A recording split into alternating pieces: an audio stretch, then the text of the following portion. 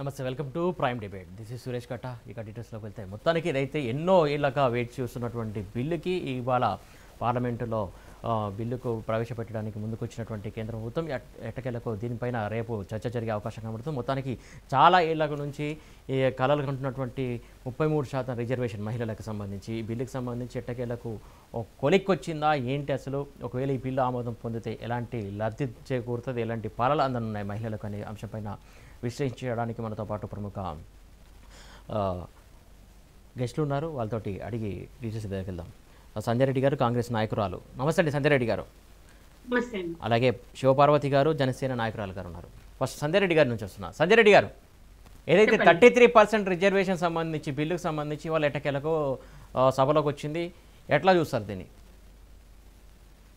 ఎట్లా చూసేది ఏంటండి, ఇప్పుడు మన్మోహన్ సింగ్ గారు పిఎంగా ఉన్నప్పుడే రాజ్యసభలో ఆమోదం తెలిపి 2008లో మనము ఆమోదం తెలిపిన తర్వాత కూడా 2010లో మే 8వ తారీఖు నాడు అది ఓకే అయింది.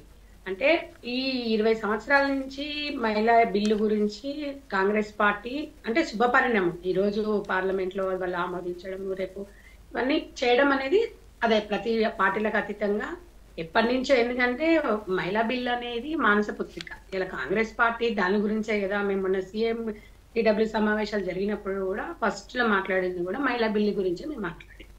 కాబట్టి ఇది ఏమవుతుందంటే, ఇది ఏదో మనం ఎన్నికల కోసం కాకుండా, ఎన్నికల వ్యూహంతో కాకుండా బీజేపీ పార్టీ చిత్తశుద్ధితో పనిచేసి నిజంగా కూడా మహిళలకు నిజంగా ఇవ్వాలనుకుంటుంది అనుకున్నప్పుడు దాన్ని ఎవరు కూడా అందరం స్వాగతిస్తాం.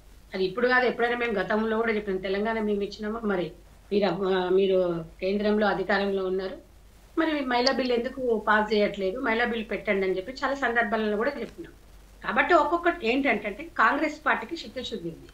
కాంగ్రెస్ పార్టీ ఇప్పుడు వీళ్ళు బీజేపీ పార్టీ చేయాల్సింది ఏంటంటే, ఇప్పుడు ఆర్టికల్ 370 అయితే ఏరగా పాకడ్బందీ చేశారో, త్రిబుల్ తలాక్ ఉంది, అలాంటివి చట్టాలు ఉన్నాయి. దాన్ని ఎట్లా అయితే ఇంప్లిమెంటేషన్ చేసిండ్రో, ఎంత పకడ్బందీ ప్లాన్ తో చేసింది. ఈ మహిళా రిజర్వేషన్ బిల్లు కూడా ఆ రకంగా చేయాలి. చేస్తేనే అప్పుడు అది నిజంగా ఇప్పుడు వాళ్ళు జనాలు అనుకోవడం ఏంటంటే ఇది ఎన్నికల కోసమేనా, లేకపోతే ఎన్నికల వచ్చే టైంలో ఇట్లా చేస్తున్నారని ప్రజల అపోహ ఉంది. ఆ అపోహ దాన్ని కొట్టిపారేయాలి. ఇలా అందరం కూడా ఈ మహిళా బిల్లును మనం ఎప్పటి నుంచో చాలా సందర్భంలో స్థానిక సంస్థలకు 50% ఇచ్చింది. సో ఇది చట్టసభలో వస్తే బాగుంటుంది. ఎందుకంటే ఈ రోజు మరి ఆ ప్రతి బిల్లు విషయంలో ప్రతి విషయంలో కూడా మహిళలకు పెద్దపీట నేసింది కాంగ్రెస్ పార్టీ. ఎందుకంటే ఇలా స్వయాన ఒక మహిళనే ఒక కాంగ్రెస్ పార్టీ అనేది ఇందిరాగాంధీ, ప్రతిభా పార్టీ, ఎంతో ఏమీలు మహిళలు. రైట్. మీరు సంజయ్ రెడ్డి గారు, మీరైతే చిత్తశుద్ధితో ఉన్నారంటున్నారంటే ఇప్పుడు ఈ బిల్లుకి ఆమోదం తెలుపుతారా, లేకుంటే ఎట్లా? ఆల్రెడీ ఆ బిల్లు ప్రవేశపెట్టేటప్పుడు ఖర్గే గారు కూడా మధ్యలో ఇంటరాక్ట్ అయ్యి ఆయన కూడా ప్రసంగించారు. ఒకటి సార్, బిల్ అనేది బీజేపీ పార్టీ కొత్తగా తీసుకొచ్చింది ఏం లేదు. మీకు ఇందాక క్లియర్ గా చెప్పిన స్వాగతిస్తాము, అది మంచి పరిణామం కాదని ఎవరు అన్నారు. మేము ఇందాక మీకు క్లియర్ గా చెప్పిన, గతంలో కూడా మేము తెలంగాణ మేము ఇచ్చినాము, మీరు మహిళా రిజర్వేషన్ బిల్లుని మీరు పాస్ చేయండి, పెట్టండి, ఆమోదించండి. కానీ ఇది 1996లోనే దేవేగౌడ వారి ఆధ్వర్యంలో వచ్చిన బిల్లు కదా, అప్పటి నుంచే వస్తున్నటువంటి పరిస్థితి ఈ ఇన్ని సంవత్సరాల నుంచి అలాగే పెండింగ్ ఉంటుంది. కొన్ని సంవత్సరాల నుంచి ఈ మహిళా రిజర్వేషన్ బిల్లు గురించి చాలా సందర్భంలో మహిళలందరూ పార్టీలకు అతీతంగా కూడా మహిళా రిజర్వేషన్ బిల్లు గురించి చాలా సందర్భాల సామాజికవేత్తలే కానివ్వండి, పార్టీలకు అతీతంగా ఎన్నో సంఘాలు కానీ ఎంతో మంది ఉద్యమం చేసిరు, ఎంతో మంది రౌండ్ టేబుల్ సమావేశాలు పెట్టుకున్నారు. ఇలా మహిళలందరూ కూడా ఆత్మగౌరవంతో ఉండాలి, చట్టసభలో మహిళలకు అవకాశం కలగాలి అంటే మహిళా బిల్లు అనేది పాస్ అవ్వాలని చెప్పేసి ఎంతో చదువుకున్న మేధావుల నుంచి ప్రతి ఒక్కరు కూడా ఆలోచించింది. అలా చేసిన తరుణంలో మేము ఎందుకు వ్యతిరేకిస్తాం అనేది కూడా. Okay, right. సంజయ్ రెడ్డి గారు, ఒక్క నిమిషం మీ దగ్గరకు వస్తా, మళ్ళీ ఒక్క నిమిషం మీ దగ్గరకు వస్తా. జనసేన నాయకురాలు శివపార్వతి గారు ఉన్నారు. ఒక్క నిమిషం సంజయ్ రెడ్డి గారు మీ దగ్గరకు వస్తా. శివపార్వతి గారు నమస్తే అండి. నమస్తే. ప్యానెల్లో ఉన్న పెద్దలకి, మీకు వీక్షకులకి శుభ సాయంత్రం అండి. చెప్పండి. ఎట్టకేలకు మొత్తానికి బిల్ అయితే సభలోకి వచ్చింది. దీన్ని జనసేన పార్టీ ఎలా తీసుకుంటుంది, ఎలా ఉంటుంది? స్వాగతిస్తున్నామండి. పవన్ కళ్యాణ్ గారు దీని మీద మా అధ్యక్షులు వారు స్పందించడం కూడా జరిగింది. మోదీ గారు చాలా మంచి నిర్ణయం తీసుకున్నారు. ఇందాక చెప్పినట్టు ఈ బిల్లు యాక్చువల్ గా వాస్తవానికి 1996, 98, 99, 2008, 2010లో ఈ బిల్లు పార్లమెంట్ లో చర్చకు వచ్చిందండి. కానీ చర్చకు వచ్చిన అనేక కారణాలతో వీగిపోతా వస్తుంది. అలాగే గీతా ముఖర్జీ గారి అధ్యక్షతన ఈ బిల్లు ఒక కమిటీ ఏర్పడి ఈ బిల్లు కోసం 7 అంశాలను ప్రతిపాదించింది 1996లో. కానీ అదే ఆ బిల్లు వీగిపోవడంతో మళ్ళీ 1999లో మళ్ళీ ఈ 7 అంశాలు ఏవైతే తీసుకున్నారో గీతా ముఖర్జీ గారి అధ్యక్షతన అందులో నుంచి 5 అంశాలు తీసుకొని మళ్ళీ కొత్త బిల్లు చేసి ప్రవేశపెట్టడం జరిగింది. ఇట్లాగా 2010లో ఎట్టకేలకి గందరగోళాల మధ్య 2010లో ఓన్లీ రాజ్యసభలోనే పాస్ అయింది, లోక్సభలో బ్రేక్ పడింది. ఇంకా అప్పటి నుంచి ఇప్పటి వరకు 27 సంవత్సరాల నుంచి ఈ మహిళా రిజర్వేషన్ కోసం ఎంతో మంది ఆశగా మహిళలందరూ ఎదురు చూస్తున్నారు. ఈ బిల్లు పాస్ అయితే బాగుండు. చాలా మంది మహిళలు ఆర్థికంగా, సామాజికంగా, రాజకీయంగా మహిళా సాధికారత సాధించడానికి అవకాశం ఉంటుంది కాబట్టి ఈ బిల్లుని పాస్ అయితే బాగుండని చాలా అందరూ ఎదురు చూశారు. ఈ తరుణంలో మోదీ గారు చాలా మంచి నిర్ణయం తీసుకొని ఈ బిల్లుని యాజ్ టీజ్ గా కాకుండా కొత్తగా చేద్దాము, ఏమైనా మార్పులు చేర్పులు చేసి అని ఈ బిల్లుని మేము కేబినెట్ ఆమోదించింది అని చెప్పడం జరిగింది. కంటిన్యూ అండి శివపార్వతి గారు. 1 minute అండి, 1 minute.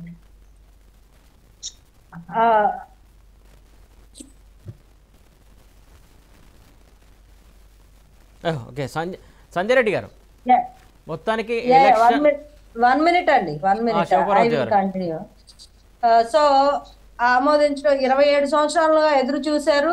మన కేంద్ర మంత్రి ప్రహ్లాద్ జోషి గారు దీని మీద కేంద్ర ప్రభుత్వం మహిళా బిల్లు కేబినెట్ ఆమోదం పొందిందని ట్వీట్ వేయడం జరిగింది. ఆయన ట్వీట్ వేసిన కొద్ది నిమిషాల్లోనే ఈ ట్వీట్ మళ్ళీ డిలీట్ చేయడం వల్ల అందరిలో కొంచెం అనుమానాలు ఏర్పడ్డాయి.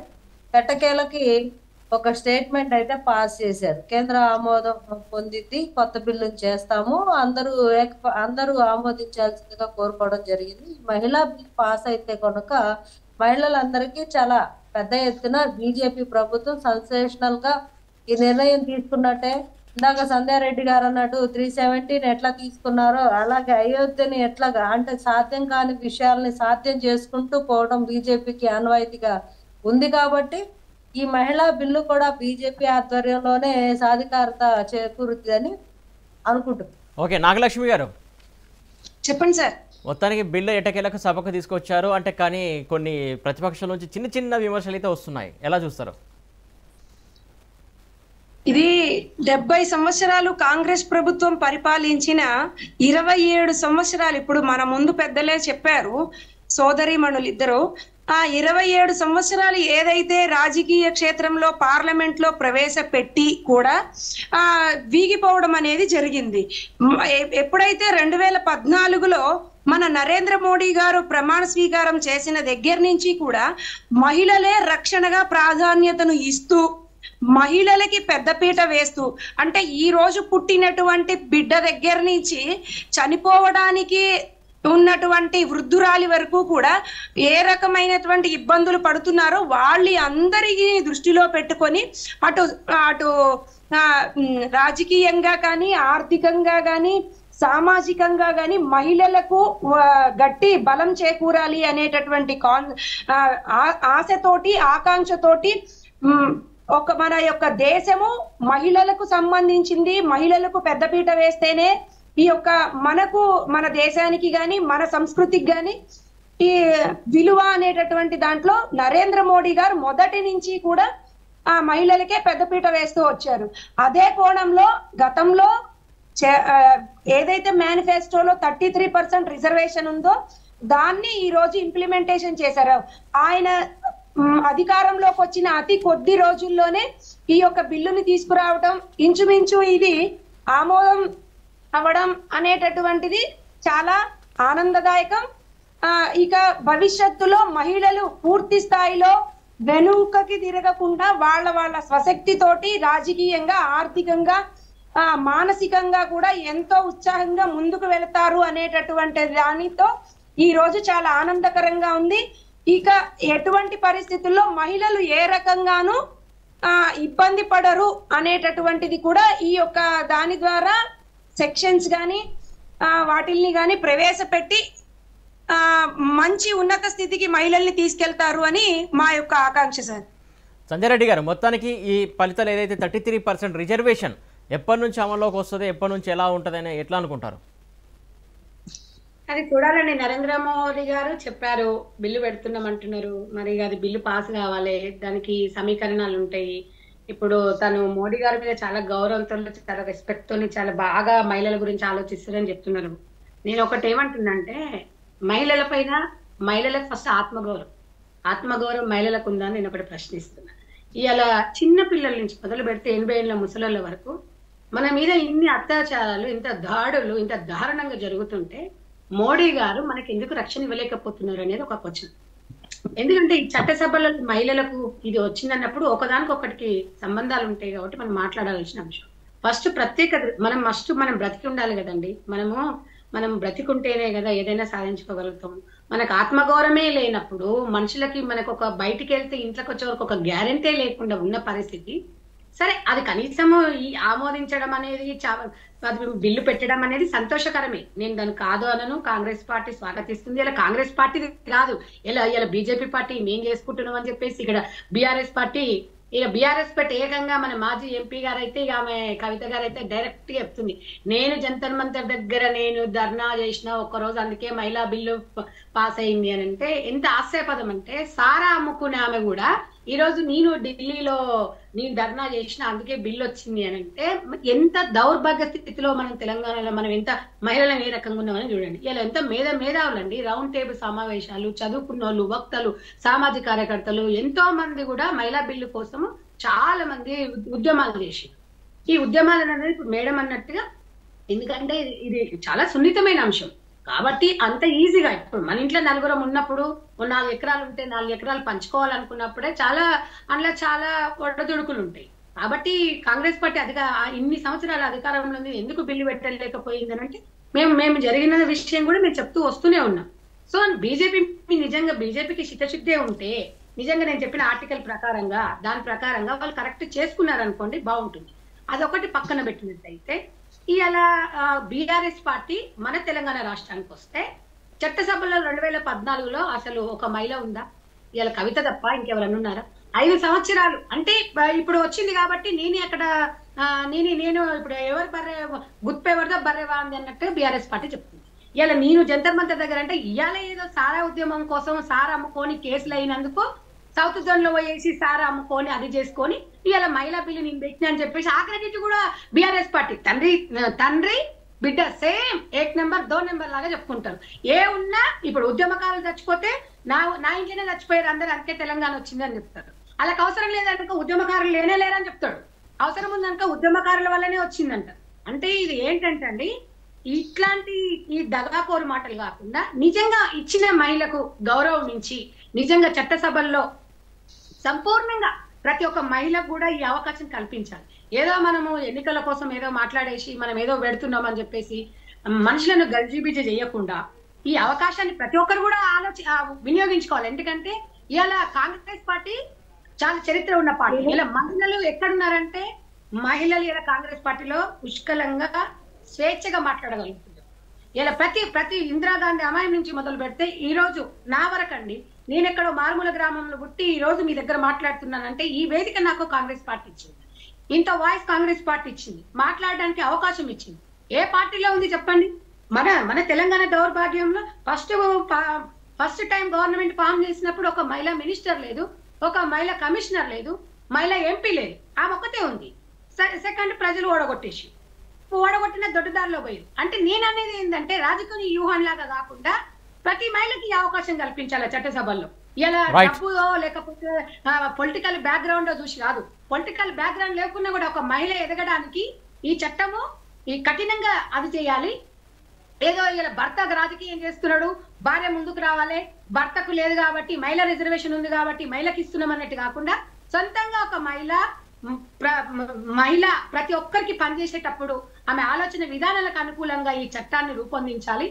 ఎందుకంటే చట్టాలు చేస్తాం, 100 చట్టాలు ఉన్నాయి మన దగ్గర. రేపులు చేస్తే, హత్యలు చేస్తే ఇది అంటారు. సంజయ్ రెడ్డి గారు ఒక నిమిషం మీ దగ్గరకు వస్తా, ఒక్క నిమిషం అండి. నాగలక్ష్మి గారు చెప్పండి సార్. సంజయ్ రెడ్డి గారు చాలా కీలకమైనటువంటి వ్యాఖ్యలు చేశారు, దాన్ని ఎలా చూస్తారు మీరు? ఏకీభవిస్తారా? ఏకీభవించడానికి రాష్ట్ర ప్రభుత్వం, ఇప్పుడు కేంద్ర ప్రభుత్వము మహిళలకి పెద్దపీట వేస్తుంది. ఇంట్లో యజమాని ఇలా ఉండాలి అని చెప్తున్నారు, కానీ ఇంట్లో సభ్యులందరూ అలాగే ఉండాలి కదా సార్. అలాగే కేంద్ర ప్రభుత్వము నరేంద్ర మోడీ గారు మహిళలకి పెద్దపీట వేస్తూ అనేక రకాలైనటువంటి పథకాలను తీసుకొచ్చి మహిళలకు రక్షణ కలిగిస్తున్నారు. కానీ రాష్ట్ర ప్రభుత్వం ఏం చేస్తుందండి? రాష్ట్ర ప్రభుత్వాన్ని మనం ఈ రోజు నిలదీయలేనటువంటి పరిస్థితి. ఇప్పుడు సోదరి చెప్పినట్లుగా ఈ యొక్క కేసీఆర్ కుటుంబంలోనే ఉన్నారు. కవిత వచ్చి ఈ రోజు మా వల్లే వచ్చింది అని చెప్పింది నిజమే, కానీ ఆమె తర్వాత ఇంకొక సోదరిని ఎవరినైనా తీసుకొచ్చి ఒక నాయకురాల్లాగానో ఇంకొక మినిస్ట్రీనో ఏదో ఒకటి ఇచ్చి నిలబెట్టగలిగారా? నాగలక్ష్మి గారు అంటే కేసీఆర్ గారి కూతురు కవిత చెప్పింది తన వల్ల వచ్చిందని అంటున్నారు, నిజమే అంటున్నారు, ఒప్పుకుంటున్నారా తన వల్ల వచ్చిందని? ఆమె వల్ల ఎలా వస్తుంది సార్? అది మరి నిజమని మీరు అంటున్నారు కదా, అందుకని అడుగుతున్నా. ఏం సార్? తన వల్ల వచ్చింది నిజమే అని అంటున్నారు కదా, అందుకే అడుగుతున్నా. మరి ఆమె వల్ల నిజమని నేను అనట్లేదండి, ఆమె వల్ల వచ్చింది అని చెబుతుంది. అదంతా అబద్ధం కదా సార్. ఇప్పుడు ఆమె ఒక మినిస్టర్ తీసుకుంది స్టేట్ లో, కానీ ఒక మహిళల దాని బోనం పండగ ఉంది కదా సార్, దానికి ఒక బ్రాండ్ అంబాసిడర్ లా తయారైంది తప్ప బతుకమ్మ పండగ తయారయ్యి ఆమె దాన్ని వంక పెట్టుకొని వేల కోట్ల వెనక వేసుకుంటే తప్ప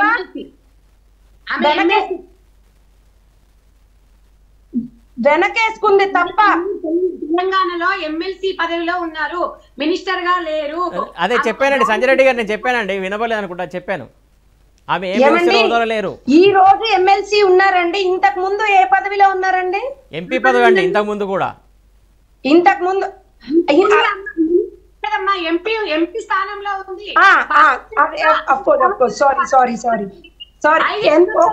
మేడం ఒక్క నిమిషం. 5 సంవత్సరాలు కవిత గారు పార్లమెంట్ లో ఉన్నప్పుడు ఏ ఒక్క రోజు కూడా మహిళా బిల్లు గురించి మాట్లాడని మనిషి సారా ఉద్యమం కోసం సారా లిక్కర్ దందా చేసి సౌత్ జోన్ లో లిక్కర్ దందా చేసేసి ఆ లిక్కర్ దందాలో ఇరుక్కొని ఆ మాపు చేయడానికి ఢిల్లీలో జంతర్ మంతర్ దగ్గర మహిళా రిజర్వేషన్ బిల్లు కోసం అని ఒక్క రోజు దీక్ష చేసింది. ఇలా ఇన్ని సంవత్సరాల నుంచి చేస్తున్న మహిళలందరూ పక్కన పెట్టేసి ఇలా నేనే చేసిన అందుకే ఇలా వచ్చింది అనేది అది వాస్తవం అని మిమ్మల్ని అంటున్నాను. మేము కూడా అదే చెప్తున్నామండి. ఇప్పటి వరకు ఎప్పుడూ కూడా బోనాల పండక్కి బ్రాండ్ అంబాసిడర్ గా ఉన్నటువంటి ఈమె దాని వంకతోటి వేల కోట్లు వేసుకుంటారే తప్ప బతుకమ్మ మేడం బతుకమ్మ సారీ మేము ఆంధ్ర కదండి, అందుకని మాకు అంత చెప్పండి, కంటిన్యూ. బతుకమ్మ పండగ మీద వెనక వేసుకున్నారే తప్ప ఇంకొక దాంట్లో గాని ఇంకొకటి గాని ఆమె ఏ రకమైనటువంటి మహిళలకి సంబంధించి ఏ రకంగానూ ఆమె ఉద్యమించలేదు, ఉద్యమాలు చేయలేదు. కనీసం తెలంగాణ ఉద్యమంలో కూడా ఆమె పాల్గొనలేదు. ఆమెకి మహిళల యొక్క రక్షణ గాని మహిళల యొక్క సమస్యలు గాని ఏం తెలుస్తాయండి? ఈ రోజు ఆమె ఏదో వచ్చేసి మాట్లాడనంత మాత్రాన ఆమె ప్రవేశపెట్టినట్లు ఏ రకంగా అవుతుంది? కనీసం ఇప్పటికీ కూడా ఆమె స్టేట్ లో ఉన్నటువంటి వాళ్ళని నలుగురిని కలుపుకొని వెళ్ళి నలుగురిని ఒక స్థాయిలో నిలబెట్టి మహిళలకు రక్షణ కల్పించలేనటువంటి పరిస్థితిలో ఆ యొక్క రాష్ట్రం ఉంది. అట్లానే ఇక్కడ మాకు ఆంధ్రాలో కూడా ఎక్కువ శాతం ఈ యొక్క రాష్ట్ర ప్రభుత్వం మహిళలు చిన్న పిల్లలు 6 నెలల పసికందుకి కూడా ఈ రోజు బతకలేనటువంటి పరిస్థితి, తల్లి పక్కన పడుకుంటే కూడా రక్షణ లేకుండా అయిపోయినటువంటి పరిస్థితి. ఈ యొక్క రాష్ట్రాలలో ఈ యొక్క సీఎంలు ఉండి ఏం చేస్తున్నారో అర్థం కాదు. మేము చెబితే మా మీద కేసులు ఇంకొక రకం.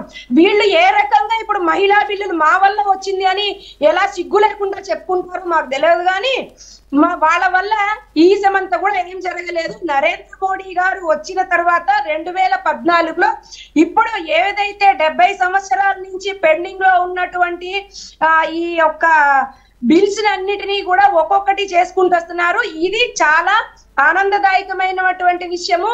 రానున్న కాలంలో మహిళలే ఎక్కువ ప్రాధాన్యతను వహిస్తారు. చాలా గొప్పగా దేశం ముందుకెళ్తుంది జరగడంలోనూ ఉంటుందని తెలియజేస్తాను సార్. శివపార్వతి గారు మొత్తానికైతే అంటే ఇప్పుడు ఏదైతే 33% రిజర్వేషన్ సంబంధించి ఒకవేళ బిల్లు ఆమోదైన పక్షంలో అయితే ఎప్పటి నుంచి ఫలితాలు మహిళలకు అందుతాయి అనుకుంటున్నారు? సత్వరమే బిల్లు పాస్ అయిన తర్వాత అది అమల్లో కూడా వెంటనే తీసుకురావాలని ఆశిద్దామండి. వెంటనే తీసుకొస్తారని కూడా అనుకుంటున్నాను. ఎందుకంటే మోడీ గారి కార్యాచరణ ఏ స్థాయిలో ఉంటుందో మనం అందరం చూస్తూనే ఉన్నాం. ఆయన అవి కాకుండా మహిళల కోసం జీరో అకౌంట్స్ పెద్ద ఎత్తున ఓపెన్ చేసేలాగా గ్రామీణ ప్రజలు కూడా డిజిటల్ మనీలో కూడా మహిళలు పాల్గొనేలాగా, అలాగే అటల్ బిహార్ వాజ్పేయి పెన్షన్ యోజన అనేది కూడా ఒకటి ప్రవేశపెట్టారు. అలాగే అమృత హస్తం, అమ్మ హస్తం, బంగారు తల్లి, ఇట్లాగా మహిళలకు సంబంధించి, అలాగే బేటీ బచావో అది ఉంది కదా, బేటీ పడావో బేటీ బచావో, అలాగా రకరకాలుగా బాలికల చదువుల కోసము, అలాగే టాయిలెట్స్ ఎస్పెషల్లీ మహిళలను ఉద్దేశించి పెద్ద ఎత్తున మరుగుదొడ్ల నిర్మాణం గురించి కూడా ఆయన చాలా స్పీడ్ గా డ్రైవ్ ని చేయడం జరిగింది, చూసే ఉంటాం. అంటే ఈ బీజేపీ గవర్నమెంట్ ఫామ్ అయిన దగ్గర నుంచి మహిళల విషయంలో అంటే గత ప్రభుత్వాలు చేయలేదని కాదు, కానీ కొంచెం బీజేపీ ప్రభుత్వం గత ప్రభుత్వాలతో కంపేర్ చేసుకుంటే ఎక్కువే చేసిందనే చెప్పుకోవాలి. అలాగే ఇప్పుడు మహిళా బిల్లుని 27 సంవత్సరాలుగా పెండింగ్ ఉన్న ఈ బిల్లుని మూవ్ చేయడం అనేది చాలా హర్షించదగ్గ విషయం, చాలా మంచి విషయం. ఇన్ని రోజులకైనా ముందుకు వచ్చి సంజయ్ రెడ్డి గారు చెప్పండి, ఏదైతే గత ప్రభుత్వాల కంటే బీజేపీ ప్రభుత్వం చాలా చేసిందని చెప్తున్నారు. నేను అనట్లా గత ప్రభుత్వాలు చేయలేదు అనట్లా, ఎక్కువ బెటర్మెంట్ ఇచ్చారు బీజేపీ అని చెప్తున్నారు కదా మీరు, అదే వర్షన్ కదా. అడ్వాన్స్ గా కూడా కొంచెం డిజిటలైజేషన్ లో గానీ, స్పేస్ మార్కెట్ లో గానీ, అండ్ సెక్యూరిటీ మన దేశ రక్షణ విషయంలో కానీ మోదీ ప్రభుత్వం చాలా విప్లవాత్మక మార్పులు అయితే తీసుకురావడానికి చాలా ప్రయత్నాలు చేసింది. ఆ దిశగా సక్సెస్ కూడా అయిందని నేను భావిస్తున్నాను. ఓకే సంజయ్ రెడ్డి గారు. ఇప్పుడు మేడం జనసేన అండి, ఇందాక అవునండి శివపార్వతి గారు జనసేన అవునండి నేను జనసేననే అండి. దాంట్లో బీజేపీతో పొత్తులో ఉన్నామండి, మేము బీజేపీతో పొత్తులో ఉన్నాం. నేను అందుకే అడుగుతున్నాను, ఎందుకంటే స్క్రీన్ మీద కనిపించట్లేదు. నేను ఒక్కటి చెప్పగలుగుతానండి. ఇందాక ఇంకో మేడం మాట్లాడినప్పుడు కూడా మహిళా రిజర్వేషన్ బిల్లు పెట్టిన ఒక 20 ఏళ్ల క్రితం పెట్టినప్పుడు కవిత గారు పార్లమెంట్ లో గాను తెలంగాణలో కూడా లేదు, అమెరికాలో ఉద్యోగం చేసుకుంటుంది. ఎందుకంటే ఆమె గురించి క్లియర్ గా మీకు ఆంధ్ర అంటున్నారు, మాకు ఆమె గురించి తెలియదు అంటే నేను క్లియర్ గా చెప్తున్నా.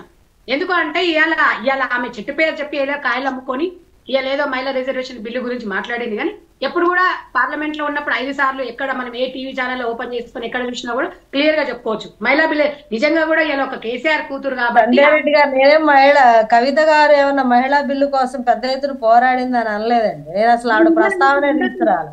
ఒక్క నిమిషం, ఇందాక మాట్లాడిన మేడం కి చెప్తున్నాను, ఆ మేడం అన్నందుకు నేను చెప్తున్నా. అంటే ఇవన్నీ మనకు అవగాహన కోసం చెప్తున్నా నేను, ఎందుకంటే ఆమె పెద్ద వీరనారి కాదు, ఆమె వచ్చేసి ఏదో ఇవాళ ఎవరికి అంబాసిడర్ కాదు ఆమె. కానీ నేను అనేది ఏంటంటే ఏదో బిల్డప్ ఇచ్చేసుకొని ఇవాళ నేనే తెలంగాణ కోసం నేనే అది చేసిన, నేనే మహిళా బిల్లు తెచ్చిన అంటే అది ఇక మనము దాన్ని వేరే రకంగా అనుకోవాల్సి వస్తుంది. ఎందుకంటే ఒక మహిళను మనమే అనుకుంటే మనకి బాగుండదు, ఎన్నో కోట్ల మంది ప్రజలు చూస్తుంటారు కాబట్టి. ఇంకొకటి ఏంటంటే మీరు ఇందాక చెప్పినట్టయితే వాస్తవానికి మీరు ఒప్పుకోవాలండి, ఎందుకంటే ఇలా బీజేపీతో మేము పొత్తున్నారు కాబట్టి మోడీ గారు బాగా చేస్తున్నారంటే ఒక ఆత్మ విమర్శన చేసుకోండి మేడం. ఒక మహిళగా మనం పక్కన పెట్టినట్టయితే మన బిడ్డలకు కానీ మనకు కానీ రక్షణ అనేది ఉందా అనేది మీరు దాన్ని ఏకీభవం మీరు చెప్పాలి. ఎందుకంటే మనం ఇప్పుడు ఆంధ్రాలో జరగట్లేదండి, ఆంధ్రాలో జరుగుతున్నాయి, ఇక్కడ తెలంగాణలో జరుగుతున్నాయి, చాలా రాష్ట్రాలలో జరుగుతున్నాయి. నేను అనేది ఏంటంటే ఇదేదో రాజకీయం చేయడం కాదు, ఇంప్లిమెంటేషన్ అనేది బిల్ అనేది నేను అంటున్నాను కదండి, ఈ రోజు నరేంద్ర మోడీ గారు వచ్చిన తర్వాత జరిగేటటువంటి కాదు కదా మేడం. ఈ రోజు నరేంద్ర మోడీ గారు వచ్చిన తర్వాత కొత్తగా జరుగుతూ ఉంటే మీరు అన్నటువంటి పిల్లలకి గాని అత్యాచారాలు గాని ఇంకొకటి గాని నరేంద్ర మోడీ గారు వచ్చిన తర్వాతే వచ్చినాయా, అంతకు ముందు ఎప్పుడూ లేవా? మరి అప్పుడు మీరెందుకు పార్లమెంట్ లో గాని ఇంకొకటి గాని బిల్లులు పెట్టడము? రాష్ట్రాలు అప్పుడు ఎక్కువగా రాష్ట్రాలు కాంగ్రెస్ పాలిత ప్రాంతాలే ఉన్నాయి కాబట్టి మీరు సీఎంలకి చెప్పి ఎందుకు తీసుకురాలేకపోయారు? కాబట్టి ఇప్పుడు 75 సంవత్సరాలు సుమారుగా మీరు పరిపాలించినప్పుడు అప్పుడు కూడా ఉన్నాయి కదా. మాట్లాడేస్తారా మేడం? ఒక్క నిమిషం, మీరు మాట్లాడింది ఆ మేడం మాట్లాడింది ఇందులో నేను రాసుకున్నా. దీంట్లో ప్రతి మీరు ఏదన్నా రాసుకోండి మేడం. మీరు ప్రత్యేకంగా 1కి 4 సార్లు ఈ 2 రాష్ట్రాలలో ఏమైనా అత్యాచారాలు జరగకుండా ఉన్నాయా అంటున్నారు. మీరు 70 సంవత్సరాలు పరిపాలించినప్పుడు అప్పుడు జరగలేదా? మేమదే అంటున్నా. మీరు ప్రతిసారి స్పెసిఫిక్ గా మెన్షన్ చేసి అనకూడదు కదా. నేను కూడా అదే అంటున్నా. మీరు స్పెసిఫిక్ గా మెన్షన్ చేసి మీరు నరేంద్ర మోడీ గారు వచ్చిన తర్వాత ఈ 2 రాష్ట్రాల్లో మహిళలకి పెద్దపీట వేశారు, మీరు తప్పు మాట్లాడారండి. అంతకు ముందు కూడా ఉన్నాయి, అప్పుడు మీరు తీసుకురావాలి. మీరు 70 సంవత్సరాలు మీరు తీసుకురానటువంటివి ఇప్పుడు నరేంద్ర మోడీ గారు ఒక్కొక్కటి చేసుకుని వస్తున్నారు. మీరు స్పెసిఫిక్ గా చెప్పకూడదు. ఇప్పుడు ఎవరు ప్రశాంతంగా ఉన్నారు? సంజయ్ రెడ్డి గారు మీరు ఒకసారి సవరించుకోవాలి. ఎందుకంటే మహిళలకి పెద్దపీట వేస్తున్నారు అనగానే ఎక్కడ ఇవి జరుగుతున్నాయి అంటున్నారు. అది ముందు మీరు సంజయ్ రెడ్డి గారు మ్యూట్ లో పడ్డది, ప్లీజ్ దయచేసి చూసుకోండి. సంజయ్ రెడ్డి గారు తర్వాత ఏదన్నా మాట్లాడండి. మీరు అంటే 70 సంవత్సరాలు మీరు పరిపాలించినప్పుడు ఒక నిమిషం నాగలక్ష్మి గారు, సంజయ్ రెడ్డి గారు మీ ఆడియో వినబడట్లేదు, దయచేసి మీది అన్మ్యూట్ చేయండి. ఫోన్ లో మ్యూట్ లోకి వెళ్ళిపోయింది మీ ఆడియో. సంజయ్ రెడ్డి గారు మీదే. ఎస్, నేను ఒక్కటి చెప్తున్నాను. నేను మాట్లాడిన తర్వాత నా మాటలు ఆమెకి ఇబ్బందికరం అన్నప్పుడు నోట్ చేసుకొని అవకాశం వచ్చినప్పుడు మాట్లాడండి. మేము మాట్లాడేటప్పుడు మధ్యలో వచ్చి మాట్లాడడం పద్ధతి కాదు. మీరు 7 సంవత్సరాలు 8 సంవత్సరాలు పరిపాలించే వాళ్ళని మీరు ఎట్లా అంటారండి? మీరు 70 ఏళ్ళు పాలించిందని మీరు ఆ మాట ఎందుకు తీసుకోండి? నీకు అవకాశం వస్తుందా? ఒక్క నిమిషము ఆగలేవా? ఆగలేని కాదు, మీరు తప్పు మాట్లాడారు. ఇప్పుడు ఈ రోజు నరేంద్ర మోడీ 70 ఏళ్ళు పాలించి మీరు తీసుకురాలేదు. నేను కాంగ్రెస్ పార్టీ స్టాండ్ చెప్పాలి. మేమేలా చెప్తాం? అరే నేను నిన్న అనట్లేదమ్మా, ఆగు నువ్వు. నేనేమంటున్నా, నీ దగ్గరకు వచ్చినప్పుడు మీకు అవకాశం వచ్చినప్పుడు మీరు మాట్లాడండి. ఇందాక జనసేన మేడం, ఒక్క నిమిషం అమ్మ, జనసేన మేడం ఆమె మాట్లాడింది, ఆమె స్టాండ్ ఆమె చెప్పింది, ఆమెకు నేను సమాధానం చెప్తున్నా. చెప్పండి సంజయ్ రెడ్డి గారు, చెప్పండి ఒక్క నిమిషం చెప్పండి. నేను అనేది ఏంటి సార్ అంటే, ఇలా మోడీ గారు నేను పార్టీల గురించి కొద్దిసేపు పక్కన పెట్టి మహిళల గురించి మాట్లాడుతున్నాం కాబట్టి మనకు ఆత్మరక్షణ అవసరము. నాకు ఒక్కదానికి కాదు, నీకు అవసరం, నాకు అవసరం, నా బిడ్డకు అవసరం, నీ బిడ్డకు అవసరము. ఆత్మరక్షణ అనేది చాలా ఇంపార్టెంట్. మహిళకు ఆత్మగౌరవం అనేది ఇంపార్టెంట్. నేను అనేది ఏంటంటే, ఎన్నికల వ్యూహం లాగా కాకుండా ఈ మైనా బిల్లును ఏదో ఎలక్షన్ల వరకు తుంగలో దొక్కకుండా నిజంగా దాన్ని పకడ్బందీ ప్లాన్ చేసి కరెక్ట్ గా చేయమని చెప్తున్నా. నేను అందుకే జనసేన మేడం ని ఒక మాట అడుగుతున్నా అంటే, మేడం నిజంగా కూడా మన రాష్ట్రంలో రైట్ ఒక్క మాట సంజయ్ రెడ్డి గారు, డైరెక్ట్ మీకు స్ట్రేట్ క్వశ్చన్ ఇస్తున్నా. 2010లో మీరు కూడా బిల్లు ప్రవేశపెట్టారు. అప్పుడు కూడా ఈ రాజకీయ కోణంలో చూడారా మీరు? ఎందుకు బిల్లును ప్రవేశపెట్టి ఆమోదం ఎందుకు చేసుకోలేకపోయారు సార్? ఇప్పుడు 1/3 మెజార్టీ, ఆ రోజు మెజార్టీ ఎంత ఉంది మీరు చూసినారు? 1/3. అవును, మంచి బిల్లు ప్రవేశపెట్టినప్పుడు మద్దతు కూడా వస్తుంది కదండి. వినండి, మేము ఫస్ట్ నుంచి కూడా ఇప్పటి వరకు కూడా కాంగ్రెస్ పార్టీ అంటే అప్పుడు ఆ రోజేమో కాంగ్రెస్ పార్టీలో మీరేమో ఒత్తిడి తీసుకురాలేదు, దానికి మద్దతు తెలుపలేదు. ఇప్పుడు మాత్రం మద్దతు తెలుపుతారంటారా? ఇదే తెలంగాణ బిల్లు ములుక ఉద్యమం అప్పటి నుంచి తెలంగాణ కోసం 60 సంవత్సరాల నుంచి కొట్లాడిన తెలంగాణను ఎన్ని సంవత్సరాలకు వచ్చింది సార్ మనం? మీరు ఇక డైవర్ట్ చేయకండి సంజయ్ రెడ్డి గారు, డైవర్ట్ చేయకండి, టాపిక్ డైవర్ట్ చేయకండి. ఒక్క నిమిషం, నేను ఎందుకు చెప్తున్నా అంటే, మహిళా బిల్లు అనేది మేమొక్కరము ఇలా బీజేపీ పార్టీ ఒక్కటి ఆమోదిస్తే సరిపోతుందా? కాంగ్రెస్ పార్టీ ఆమోదించక అక్కర్లేదా సార్? అందరు ఆమోదం కావాలని కోరుతున్నారు. కాకపోతే మీరేమిటంటే ఎవరి క్రెడిట్, ఏ పార్టీకి ఏ క్రెడిట్ కావాలని ఆలోచిస్తున్నారు ఇక్కడ. ఒక్క నిమిషం మేడం, గుర్తుంచుకోండి, మహిళలుగా అందరి ఆమోదం కావాలి, అందరి ఆమోదం కావాలి.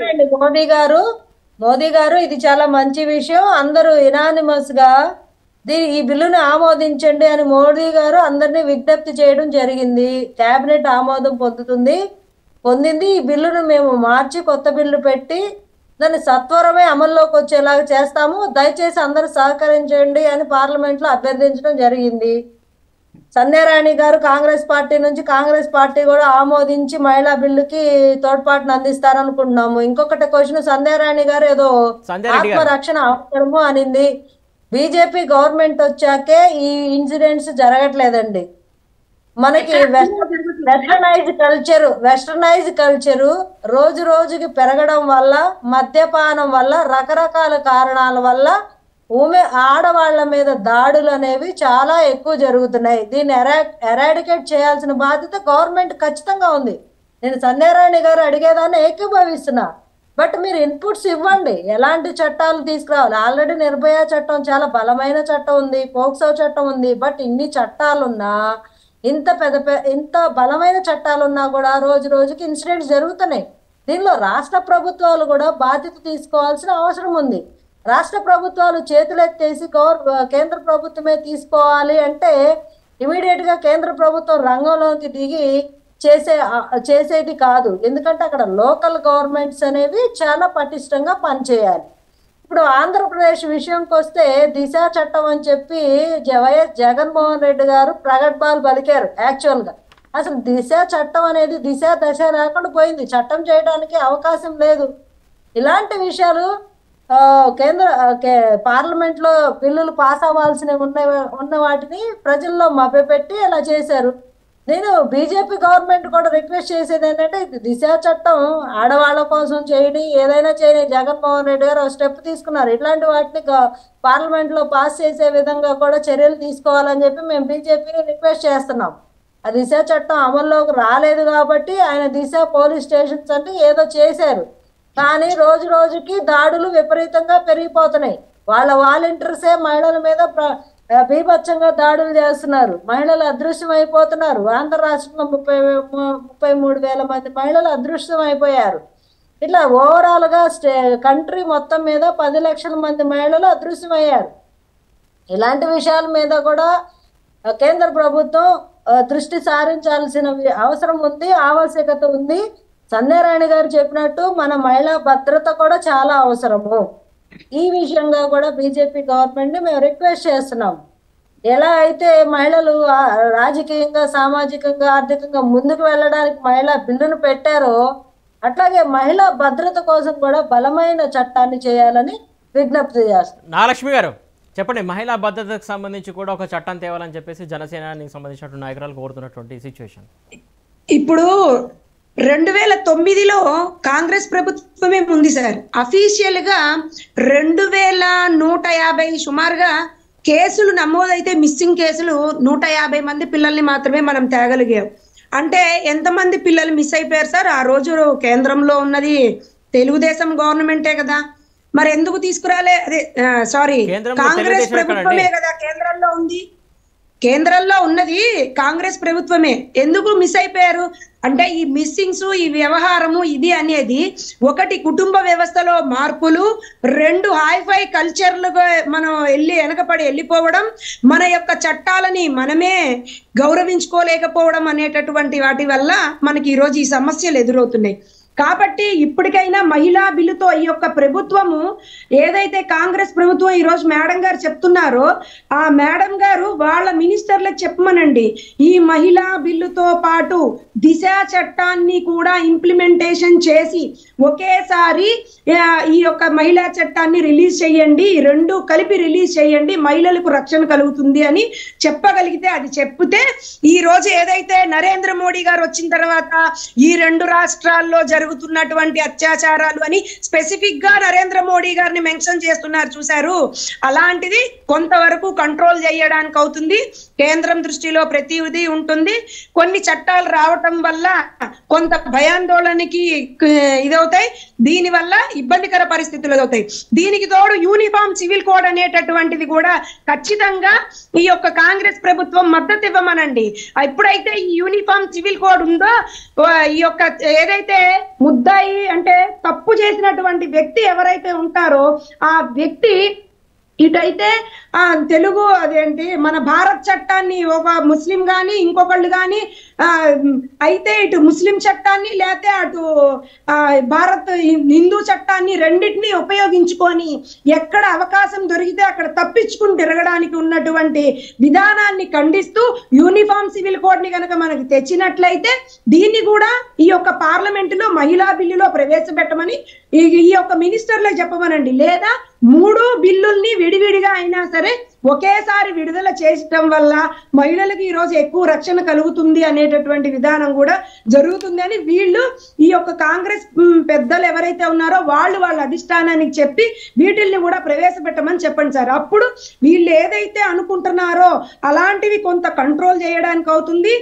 ఇప్పుడు ఎవరైతే తప్పు చేసిన వ్యక్తికి కరెక్ట్ శిక్ష పడుతుంది. దాంతో ఎప్పుడైతే 2-3 శిక్ష పడడం మొదలవుతుందో ఆటోమేటిక్ గా వీళ్ళు ఎవరైతే ఉన్నారో వాళ్ళు శిక్షల్ని తప్పించుకునేటటువంటి అవకాశం ఉండకుండా ఉంటుంది. కాబట్టి ఈ యొక్క కొత్త చట్టాలని పార్లమెంట్ లో రావడం వల్ల మహిళలకు రక్షణ కలుగుతుంది. భవిష్యత్తులో మహిళలు ఏదైతే ఇప్పుడు ప్రవేశపెట్టినటువంటి బిల్లు గాని అన్ని రకాలుగా గాని మంచి ఆనందంగా ఉంటారు. ఈ బిల్లులన్నిటినీ కూడా మహిళలందరూ ఆహ్వానిస్తారు. సంధ్యారెడ్డి గారు, ఇప్పుడు నేను మాట్లాడుతున్నా కదండి, మళ్ళీ మధ్యలో దూరొద్దు. డైరెక్ట్ పాయింట్కి రండి. సంధ్యారెడ్డి గారు డైరెక్ట్ పాయింట్కి రండి. నేను అనేది ఏంటంటే పాప ఆమెకి కేంద్రంలో కాంగ్రెస్ పార్టీ అధికారంలో ఉందని అనుకుంటున్నట్టుంది పాపము. అమ్మ మా మినిస్టర్లు లేరు అక్కడ, మా వాళ్ళు లేరమ్మా అక్కడ. కేంద్రంలో బీజేపీ పార్టీ గవర్నమెంట్ నడుస్తుంది. వాళ్ళకి కూడా అదే చెప్తున్నా మేడం. మీరు అనుకున్నది ఒక్క నిమిషం. ఇప్పుడున్నది కేంద్రంలో బీజేపీ పార్టీ. ఫస్ట్ నేను చెప్పింది 2009లో ఒక ఇన్సిడెంట్ జరగడం వల్ల 2000 పైచిలుకు మంది పోతే 150 మందే దొరికారు. ఆ మహిళ లేరన్న అప్పుడు ఇది. కాబట్టి ఇప్పుడు మీరు మద్దతు ఇవ్వాలి కదా అన్నారు. మా ప్రభుత్వాలు అన్ని కూడా మద్దతు ఇవ్వాలి, మేము కూడా సపోర్ట్ చెయ్యాలి అన్నారు కదా. అందుకని చెప్పాలి మీకు.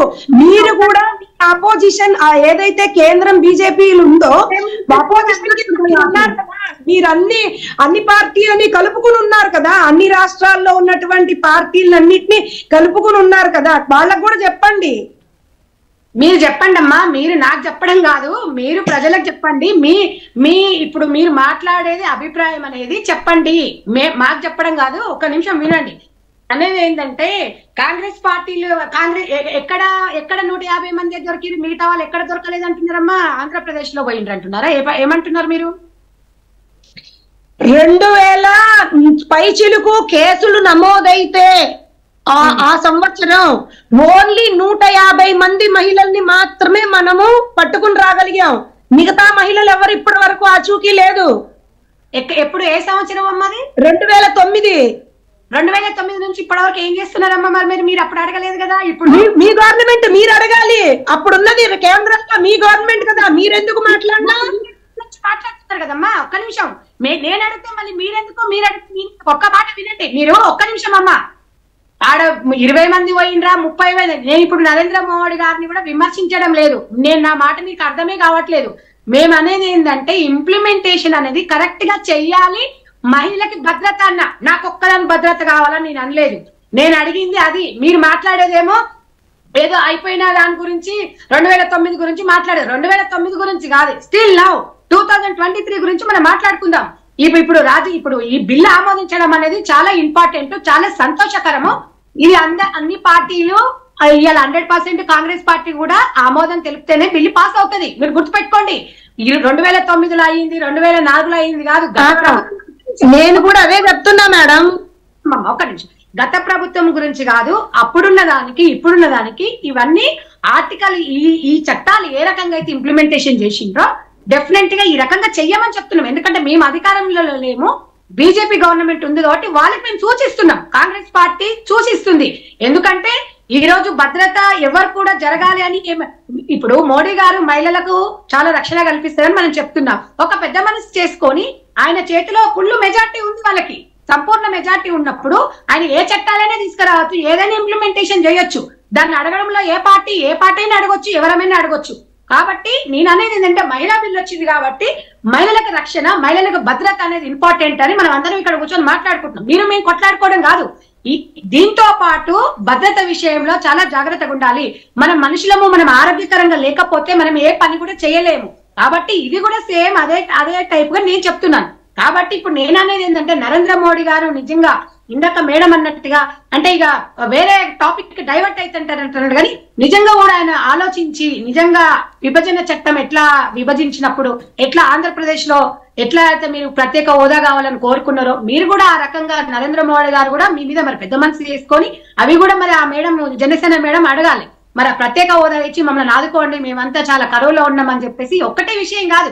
మొన్న ఇప్పుడు 9 సంవత్సరాల నుంచి బీజేపీ పార్టీ కేంద్రంలో ఉంది, తెలంగాణ రాష్ట్రంలో బీఆర్ఎస్ పార్టీ ఉంది. మా రాష్ట్రానికి వచ్చినట్టయితే మరి ఇవాళ కేంద్రంలో సిలిండర్ ధర మొన్న మనమే చూసుకున్నట్టయితే 200 రూపాయలు తగ్గించారు. ఎందుకు తగ్గించారు అంటే రాఖీ పండుగ సందర్భంగా. సంజయ్ రెడ్డి గారు మనం పెట్టుకున్న అంశం ఏంటి, మాట్లాడుతున్న ఇష్యూస్ ఏంటండి? ప్రతిసారి నరేంద్ర మోడీ గారు ప్రతిసారి టాపిక్ డైవర్ట్ చేయొద్దండి మీరు. సార్ మీరు అసలు అదే మాట్లాడాలి, ఒకదానికొకటి కొంతనే ఉంటది. ఒక మాట ఒకవేళ సంజయ్ రెడ్డి గారు ఈ బిల్లులో ఒక మాట ఆ బిల్లుని కరెక్ట్ గా చట్ట సవరణ చెయ్యమని చెప్తున్నా. గాలి కొదిలేసి ఎన్నికల కోసం కాకుండా ఒక కాంగ్రెస్ పార్టీ నాయకురాల్లాగా చెప్తున్నాను, దాన్ని కరెక్ట్ గా ఇంప్లిమెంటేషన్ చెయ్యండి. ఉన్న చట్టాలతో పాటు చట్టాలు లక్షలున్నాయి, ఇంప్లిమెంటేషన్ లేదు. ఈ మహిళా బిల్లును కూడా చిత్తశుద్ధితో చేసి ఈ ఎన్నికల వరకు రిజర్వేషన్ కల్పించే విధంగా చేయమని మేము చెప్తున్నాం. ఒక రైట్ నాగలక్ష్మి గారు సార్ చెప్పండి, విన్నారు కదా సంజయ్ రెడ్డి గారు ఏమన్నారు? ఫస్ట్ ఒక మాట మాట్లాడారు. ఏంటి, మేమేమి అనలేదు, చెయ్యలేదు, మా వక్కర్లేదు, మెజారిటీ మీదే అన్నారు. కానీ మళ్ళీ మధ్యలో ఏం చెప్తున్నారు, పార్లమెంటులో బిల్లు ప్రవేశపెట్టాలంటే మేము కూడా ఉన్నాము, మేము కూడా ఎంతో కొంత సపోర్ట్ చేస్తేనే బిల్లు పాస్ అవుతుంది అంటారు. అంటే 2 మాటలు ఆమె మాట్లాడతారు. మేము చెప్తే పని అయిపోతుంది అంటే మీరు బిల్లు పాస్ చేయరా? అంటే ఆమె నేనేమని చెప్తున్నాను, ఏవైతే ఉన్నాయో మనకి రక్షణ కల్పించాలి, బిల్లులు యాక్ట్ ఇవి అవ్వాలి, ఏవైతే సెక్షన్స్ ఉన్నాయో ఆ సెక్షన్స్ అన్నిటినీ వాటిని ఇంప్లిమెంటేషన్ చేసి పక్కడబందీగా రిలీజ్ చెయ్యండి అని అంటే, ఇది నేనేమంటానంటే ఇప్పుడు 70 సంవత్సరాలు పరిపాలించినటువంటి మీ యొక్క ప్రభుత్వం చెయ్యలేనిది నరేంద్ర మోడీ గారు చేస్తున్నారు. చేస్తున్న దానికి మీ యొక్క అధికారులు ఎవరైతే ఉన్నారో మీ పార్లమెంట్ సభ్యులు వాళ్ళు ఏదైతే మహిళా బిల్లులు ఏవైతే ఉన్నాయో, ఇప్పుడు యూనిఫామ్ సివిల్ కోడ్ వల్ల మహిళలకే రక్షణ, యూనిఫామ్ సివిల్ కోడ్ రావటం వల్ల మహిళకి రక్షణే. ఎందుకంటే ఒక ముస్లిం అమ్మాయి గాని ఒక హిందూ అమ్మాయి గాని ఈ రోజు ఏదన్నా అన్ఫార్చునేట్లీ ఏదన్నా ప్రాబ్లం జరిగితే అక్కడ సెక్షన్స్ గానీ ఇంకొకటి గానీ చట్టాలు గానీ తీసుకొచ్చి ఇటేపేమో హిందూ చట్టంలో సేఫ్ అయిపోతే హిందూ చట్టాన్ని ఉపయోగిస్తారు, లేదంటే ముస్లిం చట్టాన్ని ఉపయోగించి ముస్లింలు చూసుకుని సేఫ్ జోన్ లోకి వెళ్ళిపోతారు. అదే యూనిఫామ్ సివిల్ కోడ్ ఉన్నట్లయితే ఈ మహిళలకి రక్షణ కలుగుతుంది కదా. అలాగే ఏదైతే ఇప్పుడు దిశ లేనటువంటి ఈ దశ బిల్లుని పార్లమెంట్ లో ఈ దశ బిల్లును కూడా ప్రవేశపెట్టమని చెప్పొచ్చు కదా. అది చెప్పకుండా మీరే అధికారంలో ఉన్నారు, మొత్తం మెజారిటీ మీరే కదా, మీరు చెప్పండి అంటారు. మళ్ళీ ఎంతో కొంత మేము కూడా సపోర్ట్ చెయ్యాలి కదా అంటారు. అంటే 2 ప్రశ్న ఆమె వేస్తున్నారు, సమాధానము ఆమె చెప్తున్నారు. ఒకసారి అర్థమవుతుందమ్మా, అసలు నువ్వు అసలు మీరు ఏం చెప్పదలుచుకున్నారు క్లియర్ గా? అసలు మీ ఇంటెన్షన్ ఏంటి? అసలు కాంగ్రెస్ పార్టీకి చెప్పాలనుకుంటున్నావా, బీజేపీ పార్టీ వాళ్ళకి చెప్పాలనుకుంటున్నావా? అసలు మీ స్టాండ్ ఏంటి చెప్పండి మేడం ఒకసారి. నరేంద్ర మోడీ గారు చేస్తున్నటువంటివి అన్ని కరెక్టే. ఏవైతే బిల్లులు ప్రవేశపెడుతున్నారో ఆ బిల్లులకి పూర్తిగా మద్దతు అందరం తెలియజేస్తున్నాము. ఆయన ప్రవేశపెట్టినటువంటి వాటిని అన్నిటినీ కూడా మేము స్వాగతిస్తున్నాము. అలాగే ఇప్పుడు మేము స్వాగతిస్తున్నాము అంటే మీరు స్వాగతిస్తున్నారా లేదా అనేది అది మీ వ్యక్తిగతం. మీరు స్వాగతిస్తున్నారని మీరు చెప్తున్నారు. కానీ నేనేమంటానంటే ఏదో పకడ్బందీగా చెయ్యండి అని మీరు చెప్తున్నారు. పకడ్బందీ అంటే ఏంటి? ఆ పకడ్బందీలో ఏం చెయ్యాలి? మీకు ఇది కావాలి, మా వల్ల మాకు ఇది ఇబ్బంది కలుగుతుంది అని మీరేదన్నా చెప్పగలుగుతారా? మీరేమన్నా ఇలాంటిది ఉంది ఇది కావాలని అడగండి అంటారా? కొని మా అధికారులకు మేము చెప్తాము, ఇది కావాలి అని మీరేమన్నా చెప్తారా? పకడ్బందీ అంటే ఏంటి? ఏ రకమైనటువంటి విధానాన్ని ప్రవేశపెట్టాలి? ఆర్టికల్ 370 ఏ రకంగా అయితే సవరణ చేసిండ్రు, ట్రిపుల్ తలాక్ ఏ రకంగా అయితే సవరణ చేసిండ్రు, ఇలాంటి చట్టాలు ఏ రకంగా అయితే సవరణ చేసినారో సేమ్ అలాగే మైండ్ బిల్లు చేయమని అర్థం. ఓకేనా? అది నరేంద్ర మోడీ గారికి మనం చెప్పక్కర్లేదండి. అది ప్రవేశపెట్టిన ఎందుకు చెప్తాను? ఇప్పుడు అవన్నీ ఎలా అయితే చేశారో ఇప్పటి వరకు 70 సంవత్సరాలుగా మనము ఆపేసినటువంటి వాటిని ఆయన ఏ రకంగా చేసుకుంటూ వచ్చారో కాబట్టి దానికి మనం ఏంటి చెప్పాల్సినంత అవసరం ఏంటి? మనకేదన్నా ఇబ్బంది ఉంది అంటే అలాంటిది చెప్పాలి, అంతేగాని సంధ్యారెడ్డి గారు తలుపు మూసేసి ఆంధ్ర రాష్ట్ర విభజన చేసినట్టుగా కాకుండా నరేంద్ర మోడీ గారు బానే బిల్లులన్నీ పాస్ చేస్తున్నారండి. ఈ విషయంలో మీరేమి కంగారు పడక్కర్లేదు. ఇంకొకటి ఏంటంటే ఎన్డీఏ అని అలయన్స్ కూటమి ఉంది. నాగలక్ష్మి గారి ఉద్దేశం ఏంటి అంటే నాకు కొంచెం అర్థమైన దానిలో చెప్తున్నాను. మీరు చెప్పండి. అపోజిషన్ లో ఉన్నారు కాబట్టి ఇప్పుడు క్వశ్చనర్ లో మీరు కూడా ప్రస్తావించండి, మీకు ఇబ్బంది అయిన విషయాల గురించి ప్రస్తావించండి, వాళ్ళు సపోర్ట్ చేస్తారు అని నాగలక్ష్మి గారు చెప్తున్నారు. మీరు చెప్పగలరా? మీ ఎంపీలు ఉంటారు కదా పార్లమెంట్ లో నిద్రపోకుండా ఇది కావాలి ఇది కావాలి ఇది కావాలి ఈ విషయం గురించి డిస్కస్ జరిగినప్పుడు మహిళా బిల్లుతో పాటు మహిళా భద్రత కావాలని డిమాండ్ చేయండి అంటున్నారు. నేను ఇందాక భద్రత ఏంటి అంటే చెప్తే కూడా మళ్ళీ తనకు అర్థం కావట్లేదు. అందుకే నేను ఏమంటున్నా అంటే ఆవిడ మీకే చూసిస్తున్నారు, చెప్పలేకపోతున్నారు. పార్లమెంట్ లో అడగాల్సిన దగ్గర అడగకుండా టీవీ డిబేట్లు అడిగితే ఏం కాదు కదా అంటున్నారు. నేను అన్నది ఎంపీలు పార్లమెంట్ లో చర్చకు వచ్చినప్పుడు సైలెంట్ గా ఉండి బయట మనం ఎన్ననుకుంటే ఉపయోగం ఏముంది? కూడా స్వాగతించాల్సిన విషయం ఏంటంటే చాలా మంచి శుభదినము. ఇలా మహిళా బిల్లు ప్రవేశపెట్టడం అనేది అందరికీ సంతోషకరమైన విషయము. ఫస్ట్ నుంచి కాంగ్రెస్ పార్టీ 20 సంవత్సరాల నుంచి పెట్టుకుంటూనే వస్తున్నాము. దానికి ఇందాక కూడా మన అన్ని సందర్భాలలో మనం మాట్లాడుకున్నాం. నేనేమంటున్నానంటే దాంట్లతో పాటు నిజంగా ఏదో తూతూ మంత్రంగా చేయకుండా ఇప్పుడు మనము కొన్ని సందర్భాలలో కొన్ని ఏదో విభజిస్తాము, దాన్ని మనం కరెక్ట్ గా ఇంప్లిమెంట్ చేయలేకపోతే చాలా మంది అంటే అదే విభజన జరిగిన విధానమేనండి తూతూ మంత్రము.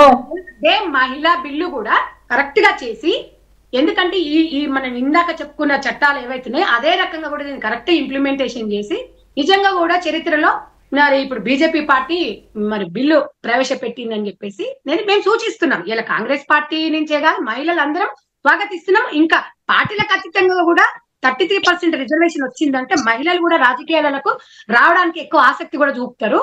కాబట్టి ఈ రకంగా కాకుండా దాంతో పాటు తప్పకుండా కాంగ్రెస్ పార్టీ ప్రతి వాళ్ళకి తోడుగా ఉంటది. అక్కడ ఏదైనా జరిగినా కూడా దాన్ని ఖండిస్తూ ఉంటది, సూచనలు ఇస్తుంటది, సలహాలు ఇస్తుంటది. డెఫినెట్ గా మహిళలకు సంబంధించిన విషయాలలో ఏ దాంట్లో కూడా వెనుకపోదు కాంగ్రెస్ పార్టీ. నేను చెప్పేది కూడా నరేంద్ర మోడీ గారు చేస్తున్నారు, తన దగ్గర పవర్ ఉంది, వాళ్ళకు సంపూర్ణ మెజార్టీ ఉంది. మేము కూడా సూచిస్తున్నాం అలా చేయకుండా.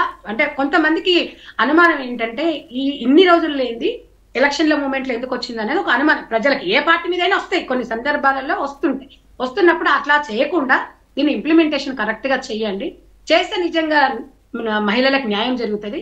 దాంతో పాటు చట్టాలు ఎన్నో వస్తున్నాయి, మీకు తెలియదు లేదు మాకు తెలియదు. ఎన్నో చట్టాలు ముందు చేయని వెనక చేయనియండి, ఎలా అయినా చెయ్యాలి అని కోరుకోవాలి మనం, అంతే. అది ముందు ఎలక్షన్ మేము అనేది ఏంటంటే సగం మధ్యలో కాకుండా ఏదో మనం ఎలక్షన్ మేనిఫెస్టోలో కోసం చేసినట్లయితే అసలు ఇప్పుడు ఎమర్జెన్సీ పార్లమెంట్ ని పెట్టి వీటిల్ని పెట్టాల్సినంత అవసరం లేదు కదా. శీతాకాల సమావేశాలు ఉంటాయి, వాటిల్లో పెట్టచ్చు కదా.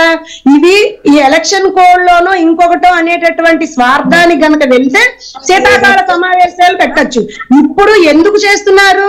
ఏదో పకడ్బందీగా కేవలం వీటి గురించే చర్చించాలి అన్న ఆలోచనతోటే కేవలం ఈ 2, 3, 4 బిల్లుల్ని ప్రవేశపెట్టాలి అని ఇప్పుడు ప్రత్యేక సమావేశాల్ని పెట్టినటువంటి కారణమే అది. ఇప్పుడు ప్రత్యేక సమావేశాల్ని పెట్టి ఇప్పుడు ఈ యొక్క బిల్లులు ఏవైతే ఉన్నాయో 3, 4 అంశాల బిల్లుల్ని ప్రవేశపెడతారు. అది పకడ్బందీగా మనం చెప్పాల్సినంత అవసరం లేదు. ఆల్రెడీ గతంలో జరిగినటువంటి వాటికే మనం సరిపోతుంది. మనం వాటిని చూసుకుంటే ఇంకా మనం చెప్పాల్సిన లేదు. ఇంకొకటి ఏంటంటే మనకి పార్లమెంట్ భవనం కూడా కొత్త భవనం ఏర్పాటు చేసుకొని పార్లమెంటు భవనంకి షిఫ్ట్ అయ్యారు ఒక వినాయక చవితి సందర్భంగా. సో షిఫ్ట్ అయిన వెంటనే మహిళా బిల్లుని ఆ కొత్త పార్లమెంట్ భవనంలో మహిళా బిల్లుని పెట్టడం అనేది చాలా హర్షించదగ్గ విషయం. రైట్, అంటే చరిత్రలో ఒక లిఖించదగ్గ విషయంగా చెప్పుకోవాలని లిఖించబడేలాగా మొదటి బిల్లే మహిళా బిల్లు రావటం అది మనకి ఇచ్చిన ప్రివిలేజ్. ఆయన మొత్తానికి ఏదైతే ఎన్నో ఏళ్ల కాల సాకారమవుతున్నటువంటి వేళ మొత్తానికి ఎట్టకేలకు మహిళలకు సంబంధించి 33% రిజర్వేషన్ సంబంధించి బిల్లు ఎట్టకేలకు సభ ముందుకు వచ్చింది. ఈ సభలో రేపు డిస్కషన్ జరగనుంది. మొత్తానికి దీనికి సంబంధించి మహిళల నుంచి విశేష స్పందన లభిస్తున్నటువంటి సిచ్యువేషన్. దీనికి సంబంధించి డిబేట్లో పాల్గొనడానికి బీజేపీ నాయకురాలు హారిక గారు ఉన్నారు, అలాగే టీడీపీ నాయకురాలు ఉషారాణి గారు ఉన్నారు, అలాగే ప్రముఖ పొలిటికల్ ఎనలిస్టు శివలక్ష్మి గారు ఉన్నారు, అలాగే వైసీపీ నేత రత్నకుమారి గారు కూడా జాయిన్ అవుతారు మనకి. ఫస్ట్ శివలక్ష్మి గారి నుంచి స్టార్ట్ చేస్తాం. శివలక్ష్మి గారు శివలక్ష్మి గారు నమస్తే అండి. ఓకే శివలక్ష్మి గారు చెప్పండి, మొత్తానికి ఎట్టకేలకు సభ ముందుకు వచ్చింది బిల్లు. ఎట్టకేలకు సభ ముందుకు వచ్చింది బిల్లు. బిల్లుకు సంబంధించి కూడా డిస్కషన్ జరిగే ఛాన్సెస్ ఉన్నాయి. అలాగే బిల్లు రావడం పట్ల మీరు ఎలా రియాక్ట్ అవుతున్నారు? నమస్తే అండి, నేను మాధవిరాజు శివలక్ష్మి, కృష్ణా జిల్లా ఉయ్యూరులో ఉంటాము. సో ఈ రోజున మీరన్నట్టుగా ఎట్టకేలకు మహిళా బిల్లు చట్టసభలో ముందుకి వచ్చింది. ఇక్కడ వరకు రావడానికి కూడా చాలా చాలా చాలా కాలం దీనిపై మాట్లాడడం కానివ్వండి, అనేక చర్చలు జరిగి ఇప్పటికి ముందుకు వచ్చింది. దీని ఆమోదం విషయంలో కూడా అందరూ ఆమోదం తెలిపితే బాగుంటుంది. ఇక్కడ మనం ఒక మాట స్త్రీ పురుష లింగ వివక్షను పక్కన పెట్టి మనం కేవలం శక్తి సామర్థ్యాలు అలాగే వారి తెలివితేటలు మేధాశక్తి దీంతో మనం ముందుకు వెళ్ళినట్లయితే ఆ వివక్షను పక్కన పెట్టి స్త్రీలే కదా ఏం చేయగలరు అనే ఒక సంకుచిత భావాన్ని విడనాడినప్పుడే మనం ఎప్పుడైనా జాతీయ అభివృద్ధి పనుల ముందుకు వెళ్తుంది. ఆ మాటకు వస్తే చిన్నారులను జాతిని తీర్చిదిద్దడం నుంచి స్త్రీ యొక్క పాత్ర అత్యంత కీలకమైనది. గడప బయట కాకుండా గడప లోపల కూడా ఆమె అంటే కుటుంబ వ్యవస్థలో కూడా ఆమె చేస్తున్నటువంటి కృషి అనన్య సామాన్యం, అనిర్వచనీయం అని చెప్పాలి. అది మనం అమూల్యం కూడా. మనం ఎంత ఆ శక్తి ఎంత శ్రమ అనేది మనం మాటల్లో చెప్పలేము. ఉద్యోగం చేస్తే ఇంత జీతం వస్తుంది, కానీ స్త్రీ ఇంట్లో చేసేటువంటి కుటుంబ కోసం సమాజం కోసం ఆమె చేసే సేవ అనిర్వచనీయం. దీన్ని కూడా లెక్కించమని అనడం కాదు, కానీ ఆ స్త్రీ ఔన్నత్యాన్ని గుర్తించాలి. కాబట్టి స్త్రీలకి ఉండాల్సినటువంటి సగౌరవంగా వారికి అందాల్సిన రిజర్వేషన్లు వారికి అందినప్పుడే మనకి అది సద్వినియోగం అవుతుందని భావిస్తూ ఈ రోజుకి మనకి స్త్రీలకి మనకి కంటికి కనిపించేది స్త్రీలకి బస్సుల్లో ముందు సీట్లు ఉన్నాయి, కానీ మనం ఎక్కేసరికి అక్కడ పురుషులే కూర్చుని ఉంటారు. అది చాలా మంది గౌరవంగా తప్పుకుంటారు, కొంతమంది మనం అడిగితే తప్పుకొని పరిస్థితి. అంటే ఇది సామాన్య విషయమైనా నేను ముందుకు ఉదాహరణగా చెప్తున్నానంటే సహజంగా స్త్రీలే కదా అని పక్కకు తగ్గడం ఇలాంటి పరిస్థితులు ఉన్నాయి. ఏదైనా స్త్రీ వంటగది నుంచి అంతరిక్షం వరకు వెళ్ళుతున్న నేటి రోజుల్లో ఖచ్చితంగా స్త్రీలు అన్ని రంగాల్లో ముందుకు వస్తున్నారు.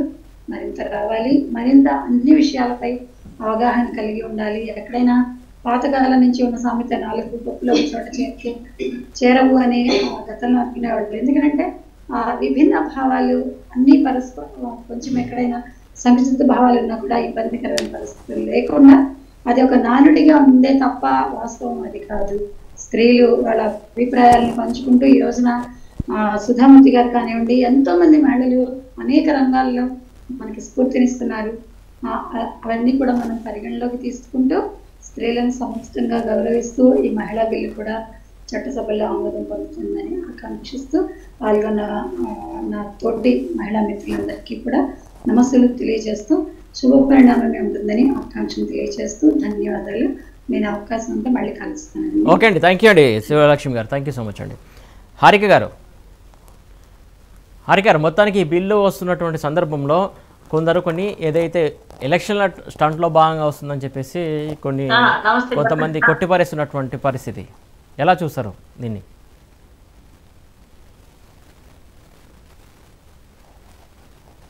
ఇది ఎలక్షన్ స్టంట్ కాదు అనేది నేను ముమ్మాటికి చెప్తానండి.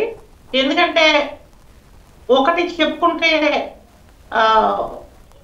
భాజపా అంటే భారతీయ జనతా పార్టీకి మహిళల మీద ఎంత గౌరవం ఉంది, మహిళలకు ఎప్పుడు కూడా పెద్దపేట వేస్తూనే ఉంది భారతీయ జనతా పార్టీ. చూసుకుంటే భారతీయ జనతా పార్టీ మహిళలకు ఎక్కువ గౌరవం ఇచ్చిందండి. ఇప్పుడు ఆర్థిక శాఖ మహిళలకే కేటాయించింది మీరు చూస్తా ఉంటే. అలాగే ఇవాళ ఒక రాష్ట్ర అధ్యక్షురాలు మహిళ. అలాగే మొన్న చూసుకుంటే మైనార్టీ మహిళల విషయంలో తలాక్ విషయంలో మోదీ గారు ఏం చేశారన్నది మీరు చూశారు. అట్లాగే భారతీయ జనతా పార్టీ మహిళలకు పెద్దపేట ఎప్పుడు వేసింది. కానీ ఒక 33% ఆకాశంలో సగం మహిళ అన్నారు, కానీ సగం మేము 50% అడగట్లేదు, కేవలం 33% కూడా ఇన్ని సంవత్సరాలు మేము మహిళలను ఫైట్ చేయాల్సిన పరిస్థితి వచ్చింది. ఈ ఫైటింగ్ లో భాగంగా ఈ బిల్లుకి అడ్డం పడ్డ వాళ్ళు కూడా ఒక మగవాడే అడ్డం పట్టాడు. మహిళ ఎంత శక్తివంతమైంది అంటే మొన్న రాకెట్ ఎగిరేటప్పుడు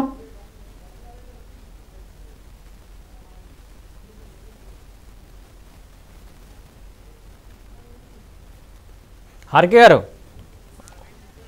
ఒక నిమిషం. ఉషారాణి గారు నమస్తే అండి. ఉషారాణి గారు, ఎట్టకేలకైతే మొత్తానికైతే బిల్లు అయితే సభలోకి వచ్చింది. టీడీపీ స్టాండ్ ఎలా ఉంటుంది, ఏం చెప్పదలుచుకున్నారు టీడీపీ తరఫున? చాలా సంతోషం అండి. ఈ బిల్లు ప్రవేశపెట్టినారు, అది తప్పకుండా ఆమోదం పొందాలని ఏకగ్రీవంగా తీర్మానం చేయాలని కోరుకుంటున్నాము. ఎందుకంటే ఇప్పటి వరకు మనం చూస్తుంటే మహిళలు అన్ని రంగాల్లోనూ ముందుంటున్నారు. మీరు అది వైద్య రంగంలో కానీ, ఇంజనీరింగ్ కానీ, ఎటువంటి కోర్సుల్లో కానీ ఆకాశంలో ఇప్పుడు మరి పైలట్ లాగా అన్ని రంగాల్లోనూ ముందుంటున్నారు. కాబట్టి చట్టసభల్లో కూడా మహిళలు ఉంటారు. దాదాపు నాకు తెలిసి ఇప్పటికి ఎంపీల సంఖ్య 81 ఉంటుంది మొత్తం మీద. అది దాదాపు ఇలా 33% రిజర్వేషన్ మొదలైతే కనుక ఇంకో 100 మందికి పైగా మహిళలు వస్తారు. ఈ మహిళా రిజర్వేషన్ అనేది ఒక ఉపయోగం ఉంటుందండి మహిళలకి. ఎందుకంటే మహిళలకి ఎక్కడైతే అసమానత కానీ, మహిళలు ఎక్కడైనా ఇబ్బందులు పడుతుంటే ఈ మహిళలందరూ కూడా చట్టసభల్లో వాళ్ళకి వీలుగా తీర్మానాలు చేసుకోవడానికి కానీ, మహిళా సమస్యలను ఎదుర్కోవడానికి కానీ ఒక ధైర్యం ఉంటుందని చెప్పుకోవచ్చండి. తప్పనిసరిగా ప్రతి ఒక్కళ్ళు కూడా పార్టీలకు అతీతంగా అందరూ కూడా ఈ బిల్లును ఆమోదించాలి. ఈ బిల్లును ఆమోదించడం వల్ల మహిళలకు మనం పెద్ద పీట వేసినాడు అవుతాం. మహిళలకి ఇచ్చే గౌరవం కూడా ఎక్కువ ఉంటుంది. ఎందుకంటే ఇప్పుడు ఓటర్ల సంఖ్య చూసుకున్నా కూడా మహిళలే సగం పైగా మహిళలే ఉన్నారండి. అదే రకంగా అన్ని విధాలు కూడా ఇంటి దగ్గర నుంచి బయట పనులు చేసేదాకా మహిళలు అన్ని రంగాల్లో ముందున్నారు. కాబట్టి తప్పనిసరిగా ఈ 33% అమల్లోకి రావాలని ఏదైతే ఈ బిల్లు ప్రవేశపెడితే దాన్ని తప్పనిసరిగా అందరూ ఆమోదించాలని మేము కోరుకుంటున్నామండి. రైట్. రత్నకుమారి గారు, నమస్తే. బిల్లుకు సంబంధించి వైసీపీ ఎలా రియాక్ట్ అవుతుంది, మహిళలకు సంబంధించి రిజర్వేషన్ ఎలా ఉండబోతుంది అనుకుంటున్నారు? ఇది చాలా మంచి శుభపరిణామం అని చెప్పుకోవచ్చండి. మహిళలకు 33% ఇవ్వడం అనేది బిల్లు ఆమోదించాలని మేము మనస్ఫూర్తిగా కోరుకుంటున్నాము. మా వైఎస్ఆర్సీపీ పార్టీ తరఫు నుంచి దీన్ని చాలా స్వాగతిస్తూ ఉన్నాము. ఇది మహిళలందరికీ కూడా చాలా ఉపయోగకరంగా ఉంటుందని మేము అనుకుంటున్నాం. రైట్. హారిక గారు, ఈ బిల్లు ఒకవేళ ఆమోదం పొందితే ఈ ఫలితాలు ఈ ఫలాలు కావచ్చు మహిళలు ఎప్పటి నుంచి పొందే అవకాశం ఉంటుంది? ఇది ఇమీడియట్ గా ఇంపాక్ట్ తీసుకువెళ్తారండి. రేపు చట్టసభల్లో అయితే నా అభ్యర్థన ఏంటంటే రేపు చట్టసభల్లో అసెంబ్లీలో కానీ పార్లమెంట్ లో కానీ మహిళలు ఎవరైతే రాజకీయంగా కష్టపడ్డారో వాళ్ళకి ఇది ఇంప్లిమెంట్ అవ్వాలని అనుకుంటున్నాను. ఎందుకంటే ఇక్కడ సీటు మహిళకు కేటాయించారంటే వెంటనే అక్కడ ఉన్న మగవాడు వాళ్ళ వంటింట్లోంచి డైరెక్ట్ గా తీసుకొచ్చి ప్రజల్లో వదిలేయడం వల్ల ప్రజల సమస్యలు వాళ్ళకి తెలియట్లేదు మహిళలకి. అంటే నేను మహిళలకు కించపరచట్లేదు, ఎవరైతే రాజకీయాల్లో ప్రజాసేవలో ముందుండి చేస్తున్నారో వాళ్ళకే చెందేటట్టుగా దీని మీద తీసుకోవాలి. అలాగే ఒక బీసీ మహిళగా నా అభ్యర్థన ఏంటంటే దీనిలో బీసీ మహిళలు చాలా వెనకబడి ఉన్నారు. ఈ బీసీ మహిళలు రాజకీయాల్లో ఉన్న మహిళలకు మాత్రమే ఈ 33% చెందే విధంగా కొత్తవారు అంటే రాజకీయాల్లోకి కొత్తగా వచ్చి కొత్తగా రావడం కాదండి, అసలు రాజకీయాల్లో లేని మనుషుల్ని తీసుకొచ్చి డైరెక్ట్ గా వంటగదిలోంచి భర్తలు రాజకీయాల్లో తిరిగే వాళ్ళు ఈ మహిళకు కేటాయించారు అనగానే తీసుకొచ్చి వాళ్ళ భార్యను చెల్లిను నుంచోబెట్టడం వల్ల ప్రజా సమస్యలు తెలియట్లేదు. అలాగే మహిళలకి ఒక అవకాశం ఇస్తే, రాజకీయాల్లో అవగాహన ఉన్న వాళ్ళకి ఒక అవకాశం ఇస్తే ఖచ్చితంగా ఇల్లుని ఎంత బాగా అయితే చక్కదిద్దుతుందో మహిళ, అలాగే రాష్ట్ర అభివృద్ధి, దేశ అభివృద్ధి జరుగుతుంది. దీన్ని పూర్తిగా మేము నమ్ముతున్నాము. 33% కాదు, అసలు మహిళలకి సగభాగం 50% ఇవ్వాల్సిందే. మొన్న రాకెట్ వదిలినప్పుడు మీరు చూశారు మహిళలు ఎంత ముఖ్య పాత్ర పోషించారు. వారి భాగస్వామ్యం ఎక్కువ ఉంది. మేము చూస్తే చాలా ఆనందపడ్డాము. మహిళలు అన్ని భాగాల్లో కూడా వాళ్ళకు అవకాశం ఇచ్చి వెన్నుకట్టి ఎదురుకు వదిలితే చాలా మంచి ఇల్లుని అయితే ఎంత బాగా అయితే ఇంటిని చూడు ఇళ్ళని చూడు అంటారు. అలాగే ఇల్లుని ఎంత బాగా అయితే చక్కబెడుతుందో మహిళ, అలాగే రాష్ట్ర అభివృద్ధి, రాష్ట్రాన్ని చక్కబెట్టగలదు. రాజకీయాలు ఈ రోజున చాలా నీచ రాజకీయాలు అయిపోయినాయి, కుళ్ళు రాజకీయాలు అయిపోయినాయి. ఈ రాజకీయాల్లో మనం చూడలేకపోతున్నాం. మహిళలే అంటే మోదీ గారు మహిళలకి 33% అనౌన్స్ చేసిన వెంటనే, బిల్లు ఆమోదించిన వెంటనే ఖచ్చితంగా ఇది ఇంప్లిమెంట్ చేస్తే కనుక ఈ కుళ్ళు రాజకీయాలు కడిగేస్తారు. మహిళలు వచ్చి మంచి రాజకీయాలు, ఉన్నతమైన రాజకీయాలు తయారవడానికి ఆస్కారం ఉంది. దీని ద్వారా అసెంబ్లీ, పార్లమెంట్ లో కూడా మహిళలు ముఖ్య పాత్ర వహిస్తే ఖచ్చితంగా చాలా మంచి రాష్ట్రాన్ని, దేశాన్ని తయారు చేసుకోవాలని నేను ఆశిస్తా ఉన్నాను. రైట్. సంజయ్ రెడ్డి గారు చెప్పండి. మొత్తానికి ఏదైతే ఇప్పుడు ఈ 33 రిజర్వేషన్ వస్తే గిట్ట, అంటే ఎవరైతే వెనకాల ఉన్నటువంటి వాళ్ళు, ఇంటికి పరిమితమైన వాళ్ళు లేకుంటే వంటింటి పరిమితమైనటువంటి మహిళలు డైరెక్ట్గా నేరుగా జెంట్స్ తీసుకొచ్చి పెట్టేసి అలాంటి ఇంపాక్ట్ చూపించొద్దు అని చెప్పేసి హారిక గారు చెప్తున్నటువంటి సందర్భం. అదే చెప్తున్నానండి, చాలా చక్కగా మాట్లాడారు వాస్తవానికి. ఎందుకంటే ఒక మహిళకి ఇప్పుడు తల్లి ఓడి అనేది ఒక ప్రథమ స్థానం. ఈ ఒక మహిళకు ప్రతి విషయంలో అవగాహన చాలా ఉంటుంది. ఒక మగవాడు సంపాదించి 10 రూపాయలు మనకి ఇస్తాడే తప్ప దాని ఆ 10 రూపాయలు ఎట్లా ఖర్చు పెట్టాలి, ఎట్లా దాచిపెట్టాలి అనేది మనకు ఒక అవగాహన ఉంటుంది. నిజంగా ఈరోజు 33% రిజర్వేషన్ రావడం వల్ల వాస్తవానికి మేడం అన్నట్టుగా అక్కడ ఆ నియోజకవర్గంలో అప్పటి వరకు మగవాడు పనిచేసుకుంటూ రాజకీయాలలో ఉంటాడు. అక్కడ నిజంగా మహిళకు రిజర్వేషన్ అయిందంటే భార్యనో, లేకపోతే పెళ్లి కాకపోతే వాళ్ళ చెల్లెనో, లేకపోతే పెళ్లి అయితే వాళ్ళ కూతురో, బిడ్డనో, ఎవరినో ఒకరిని అవకాశం ఇస్తారు. కానీ మరి వాళ్ళ అవకాశాలు రావడం వల్ల మిగతా ఆడవాళ్ళు కూడా అవకాశాలు కోల్పోతుంది. నిజంగా కూడా ఒక 33% రిజర్వేషన్ అనే ఒక అవగాహన వచ్చి మనకు ఆ రిజర్వేషన్ ఉంది అనేది, మనకు ఒక చట్టం ఉంది అనేది ఉంటే అప్పుడు మనకి ఏమవుతుందంటే రాజకీయాలకి మహిళలు రావడానికి ఆస్కారం ఉంది. ఎందుకంటే అక్కడ మనకు ఆ స్థానం ఉంది, అక్కడ మనం వెళ్ళి చేయగలుగుతాం, రాజకీయం ప్రజలకు సేవ చేయగలుగుతాం అనేది ఒక భావన కూడా కలుగుతుంది. మహిళ నిజంగా ఇప్పుడు ఇల్లు మనం ఇంటికి వచ్చి చూస్తే ఆ ఇంట్లో మహిళ ఎలాంటి మనస్తత్వం గల వ్యక్తి అనేది కూడా మనకు అర్థమవుతుంది. ఇలా 33% రిజర్వేషన్ రావడం వల్ల కొంతమందికి ఇబ్బంది ఉండొచ్చు మగవారికి. ఆడవాళ్ళకి 33% వచ్చింది అని అంటే ఇప్పుడు స్థానిక సంస్థల ఎలక్షన్లో మనం చూస్తున్నాం. వాస్తవానికి ఇలా కొంతమంది సర్పంచులు, కొంతమంది వాళ్ళు ఉంటే పాపం వాస్తవంగా వాళ్ళకి రాజకీయాలలో మాట్లాడడానికి రాకపోయినా కూడా వాళ్ళు వచ్చేసి మాట్లాడుతుండు, ఏదో వెనక భర్త ఉన్నాడు అనేది కాకుండా వాస్తవంగా నిజంగా ప్రత్యక్ష రాజకీయాలలోకి మహిళలు రావడానికి ఇది ఒక మంచి ఆస్కారం. దాంతో పాటు నేను ఇందాక చెప్పినట్టు కూడా, మేడమ్స్ చెప్పినప్పుడు ఇందాక నేను చెప్పినట్టు కూడా, దాంతో పాటు భద్రత అనేది మహిళకు ఉంటే, ఎందుకంటే ఇప్పుడు భర్త వచ్చి మన రాజకీయం వెనుక ప్రతిసారి ఉండలేడు కదండి. మనకనేది ఒక నమ్మకం ఉండాలి, మనకనే ఒక అవగాహన ఉండాలి, మనకు ఒక క్లారిటీ ఉండాలి. రాజకీయంగా రావడానికి మనకు బ్యాక్ సపోర్ట్ అవసరం లేదు. ఈ రిజర్వేషన్ వల్ల మనకి ఇప్పుడు బాబాసాహెబ్ అంబేద్కర్ గారు మహిళల కోసం ఎన్నో చట్టాలను తీసుకొచ్చి ఎట్లా ఏ రకంగా అయితే చేసిందో, ఇలా మోడీ గారు అది బిల్లు పెట్టడం అనేది ఇలా అన్ని పార్టీలు మద్దతు ఇస్తున్నాయి. సంజయ్ రెడ్డి గారు భద్రత విషయం గురించి కూడా ఇందాక గారు మనకు జనసేన నాయకురాలు శివపార్వతి గారు కూడా మీకు స్ట్రైట్ క్వశ్చన్ వేశారు. ఏదైతే మీకు సంబంధించినటువంటి ఎంపీలు కూడా ఉంటారు కదా, ఎంపీలు చట్టసభలు ఎందుకు మాట్లాడలేదు దానికి సంబంధించి అని అడిగారు. మీరు అప్పుడు సమాధానం చెప్పండి. నేను అదే చెప్తున్నానండి. నేను ఏ విషయమైనా సరే మహిళా భద్రత అనేది చాలా ఇంపార్టెంట్. నేను ఇందాక కూడా చెప్పిన, ఇప్పుడు రైట్, కాంగ్రెస్ తరపున ఎంపీలు ఉంటారు కదా, వాళ్ళు ఎందుకు ప్రశ్నించట్లేదు చట్టసభలో అని చెప్పేసి అడిగారు. నేను అదే అండి. ఇప్పుడు చట్టసభల్లో ప్రతి ఒక్కరు కూడా ఇలాంటి దాడులు చేయండి, ఇలాంటి దాడులు మేము ఏకీభవిస్తాం ఏ పార్టీ చెప్పదు. నేను అనేది ఏంటంటే అక్కడ కోరితే అక్కడ ఇంప్లిమెంట్ అవుతుంది కదా, అక్కడ బిల్లు పాస్ అయ్యే ఛాన్స్ ఉన్న చోట అక్కడ మాట్లాడాలి కదా, మాట్లాడారు. ఓకే, మీ దగ్గరకు వస్తే ఒక నిమిషం అండి. ఉషారాణి గారు క్లారిటీ ఒక్క నిమిషం అండి ఉషారాణి గారు చెప్పండి.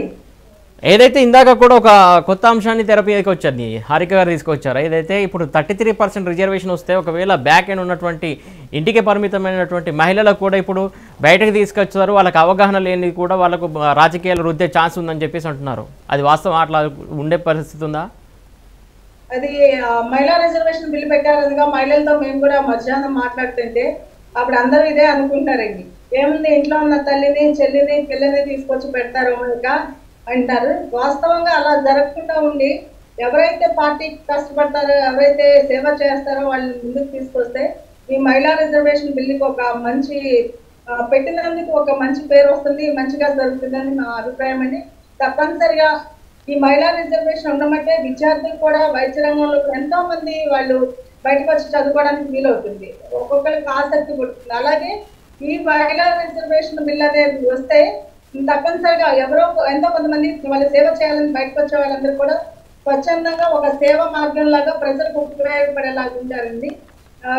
ఈ ఇందాక హారిక గారు చెప్పినా సంజయ్ గారు చెప్పినా ఎవరు చెప్పినా కూడా ఆ మహిళా రిజర్వేషన్ ఉంటే ఇంట్లో వాళ్ళ కోసం కాదు.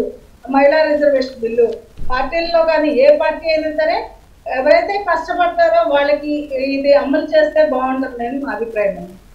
హారిక గారు ఈ బిల్లుని ఏ ఆర్టికల్ ప్రకారం దీన్ని రూపొందించే ఛాన్స్ ఉంది, ఎట్లా తీసుకొస్తారు అసలు?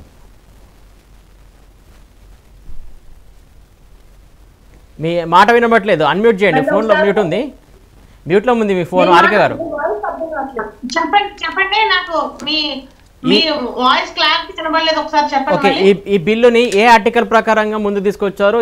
ఈ బిల్లుకి ఎలాంటి రూపం తీసుకొస్తారు? బిల్లు ఖచ్చితంగా ఇప్పుడు కేబినెట్ లో ఆమోదం అయిందండి, అందరూ ఆమోదపరిచారు.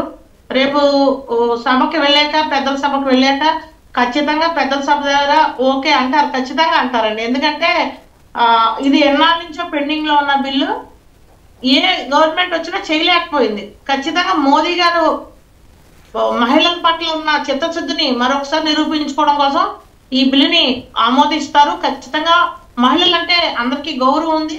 ఈ బిల్ కోసం మహిళలు అందరూ పార్టీలకు అతీతంగా మేము ఎంత ఫైట్ చేసామో తెలుసు. కాబట్టి ఖచ్చితంగా మాకు పూర్తి నమ్మకం ఉంది ఈ బిల్లు ఆమోదం అవుతుంది అని చెప్పి. అలాగే ఒక మన దేశ ప్రథమ పౌరురాలు కూడా మహిళ కాబట్టి ఖచ్చితంగా ఈ బిల్లుని ఆమోదిస్తారని మేము పూర్తిగా విశ్వసిస్తా ఉన్నాం. అంటే మేము భారతీయ జనతా పార్టీకి మోదీ గారికి ఖచ్చితంగా రుణపడి ఉంటాం. మహిళలందరూ కూడా ఇది చరిత్రలో చెప్పుకోదగ్గ సువర్ణాక్షరాలతో లిఖించబడ్డ రోజుగా ఈ బిల్లు ఆమోదించిన రోజు అవుతుందని చెప్పి మహిళలకి ఒక గొప్ప సదావకాశం, సువర్ణావకాశం అని చెప్పి నేను నమ్ముతా ఉన్నానండి. ఏంటంటే కొత్త పార్లమెంట్లో ఫస్ట్ బిల్లు ప్రవేశపెట్టారు. ఈ ఫస్ట్ బిల్లు ఖచ్చితంగా ఒక ఛాలెంజింగ్గా తీసుకుంటున్నారా, లేకుంటే అది చరిత్రలో లిఖించే లాగా ఉండాలని చూస్తున్నారా? ఇది ఖచ్చితంగా ఛాలెంజింగ్ అండి. ఎందుకంటే ప్రతి ఒక్క మహిళ కూడా పార్టీలకు అతీతంగా ఇక్కడ స్వార్థం అనేది లేదు. ప్రతి మహిళ కూడా ఈ బిల్లు ఆమోదించాలి. ఎందుకంటే రాక్షస పాలన అయిపోయిందండి మహిళల పట్ల. పుట్టిన పసికందు నుంచి ఒక 60-70 ఏళ్ల ముసలిదాని వరకు కూడా అత్యాచారాలు జరుగుతున్నాయి, అరాచకాలు జరుగుతూ ఉన్నాయి. మహిళల్ని చూడకుండా చిన్నచూపు చూస్తా, వ్యవస్థలో చాలా చిన్నచూపు చూస్తా ఉన్నారు. ఎప్పుడైతే అసెంబ్లీకి పార్లమెంట్ కి మహిళలు చట్టసభలో అడుగు పెడతారో వాళ్ళ భాగస్వామ్యం తీసుకుంటే ఒక 10 మంది ఉన్న చోట ఒక మహిళ కూడా ఉండకపోవడం శోచనీయమండి ఇప్పటి వరకు. కానీ ఎప్పుడైతే 33% రిజర్వేషన్ వచ్చిందో ఖచ్చితంగా మహిళలు చట్టసభల్లో అడుగు పెట్టి వాళ్ళు మహిళా సమస్యల మీద ఫైట్ చేస్తారు, ఉద్యమిస్తారు. ఆ ఉద్యమానికి ప్రతిఫలంగా గట్టి చట్టాలు చేస్తారు మహిళల భద్రత పట్ల అని మేము పూర్తిగా విశ్వసిస్తున్నాము. ఈ 33% రిజర్వేషన్ వల్లే, ఈ బిల్లు వల్లే మహిళలకి భద్రత కలుగుతుంది అని చెప్పి నేను పూర్తిగా నమ్ముతా ఉన్నానండి. సంజయ్ రెడ్డి గారు, మొత్తానికైతే ఏదైతే ఇప్పుడు ఇక్కడ ఇంకొక విషయం చూసుకున్నట్లయితే బిల్లుకి సంబంధించి ఏమైనా షరతులు ఉంటాయా, షరతులు ఉండొచ్చు అని చెప్పేసి కొన్ని వార్తలు కూడా వస్తున్నాయి. అంటే అది ఇక మనము ఎందుకంటే అది ఇక అప్పుడు వాళ్ళు ఏం షరతులు పెడతారు, ఎట్లా ఏది ఉంటుంది అనేది మనమైతే అది మనం ముందైతే ఊహించలేము కదండి. ఎందుకంటే ఇప్పుడు ఒకవేళ మనం ఊహించేదనన్నా మేము అన్నామా అంటారు. నేను అనేది ఏంటంటే ఇప్పుడు మేడమ్స్ మాట్లాడినట్టుగా ఏదైనా కూడా రిజర్వేషన్ ఇచ్చినప్పుడు నిజంగా రిజర్వేషన్ అనేది డెఫినెట్ గా మన తెలంగాణ రాష్ట్రమే తీసుకుందాం. ఎగ్జాంపుల్ 119 నియోజకవర్గాలు దాదాపు ఒక 40 ఇవ్వాలి. 40 ఇవ్వగలుగుతారా? ఇప్పుడున్న రాష్ట్ర ప్రభుత్వం ఉంది సరే. ఆ రకంగా చూసుకున్నా కూడా మహిళా పక్షపాతం అన్నప్పుడు మహిళల కోసం బీఆర్ఎస్ పార్టీ నేను పనిచేస్తున్నా అని చెప్పినప్పుడు చట్టసభ మనకి ఇప్పుడు స్థానిక సంస్థల్లో 50% ఇచ్చినట్టుగా ఆయన 7 మందికి ఇచ్చింది. అంటే ఆ రోజే మనం ఖండించినాం. మహిళా బిల్లు పెట్టినప్పుడే మనం ఖండించినాం. అంతమంది మహిళలు ఉన్నప్పుడు 119 మందిలో 115 మంది ప్రకటించినప్పుడు 7 మందికి ఎట్లా ఇస్తారు అని చెప్పేసి ఆ రోజే కాంగ్రెస్ పార్టీ ప్రశ్నించింది బీఆర్ఎస్ పార్టీని. ఎందుకు అడగలేకపోతున్నారు, ఎందుకు కేసీఆర్ గారు ఎందుకు అలా చేస్తున్నారని కూడా చెప్పినారు. మనం ఎంతసేపటికి చూసుకున్నా ఇప్పుడు సునీత లక్ష్మారెడ్డి గారు ఉన్నారండి ఎగ్జాంపుల్. ఆమె మహిళా కమిషన్. ఆమె సొంతంగా ఏదైనా నిర్ణయం తీసుకోగలుగుతుందా? ఇప్పుడు అక్కడ ఉన్న మేడమ్స్ చెప్పాలి, మనమందరం కూడా ఆలోచించాలి. ఆమె సొంతంగా ఏదైనా ఉంటే ఏ ఒక్క రోజు అనేది ఏదైనా సంఘటన జరిగితే ఆమె పోయేసి, ఇప్పుడు సత్యవతి రాథోడ్ గారు ఉన్నారు, ఏదైనా సంఘటన జరిగిందంటే 3 రోజుల తర్వాత స్పందిస్తుంది. ఆ 3 రోజుల తర్వాత స్పందించిన తర్వాత సొంతంగా పోయి ఆమె ఓన్గా పోయేసి నేను ఇది చేస్తున్నాను, ఈ చట్టం మీద నేను ఇది తీసుకొస్తున్నాను, వీళ్ళని ఇది చెయ్యాలి అని చెప్పేసి ఎప్పుడైనా ఆమె ఖండించిందా? ఎందుకండి నేను అనేది ఏంటంటే బిల్లు మనం ఇల్లు రకంగానే పండగ కాదు. ఈ బిల్లు వచ్చినా కూడా కరెక్ట్ గా అది సవరణ చెయ్యాలి, కంపల్సరీ మహిళనే చేయాలనేది ఒక అవగాహన కూడా కల్పించాలి.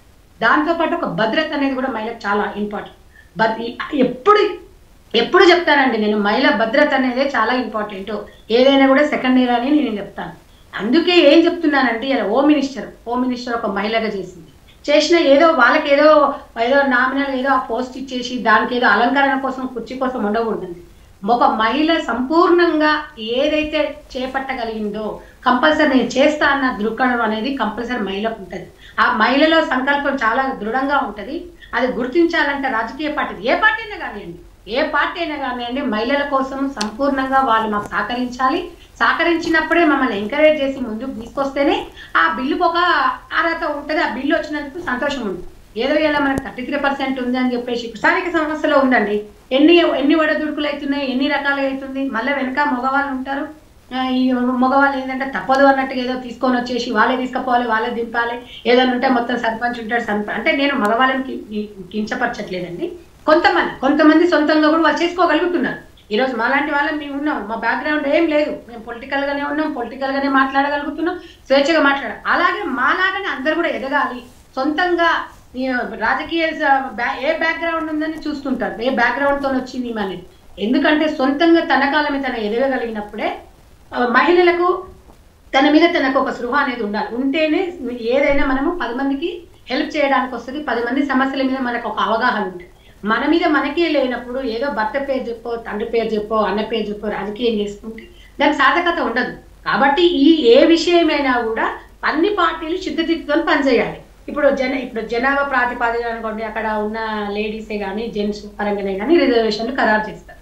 ఆ కంపల్సరీ ఆ విషయం వచ్చినప్పుడు రాజకీయ పార్టీలు ఏ రాజకీయ పార్టీ అయినా సరే నిజంగా సంపూర్ణంగా ఆమె రాజకీయంలో ఉందా, ఆ మహిళకు అవకాశం కల్పించాలనేది వాళ్ళు చూడాలి. కానీ ఏ పార్టీ చూస్తుందండి? ఏ పార్టీ ఆలోచించదు అట్లా.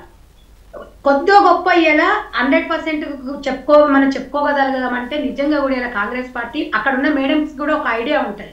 ఎందుకంటే ఇలా కాంగ్రెస్ పార్టీ నుంచి మహిళలు పుష్కలంగా లైవ్ డిస్కషన్ లోకి వస్తున్నాము, టీవీలలో మాట్లాడగలుగుతున్నాం. ఫర్ ఎగ్జాంపుల్ అదే నేను చెప్పగలను.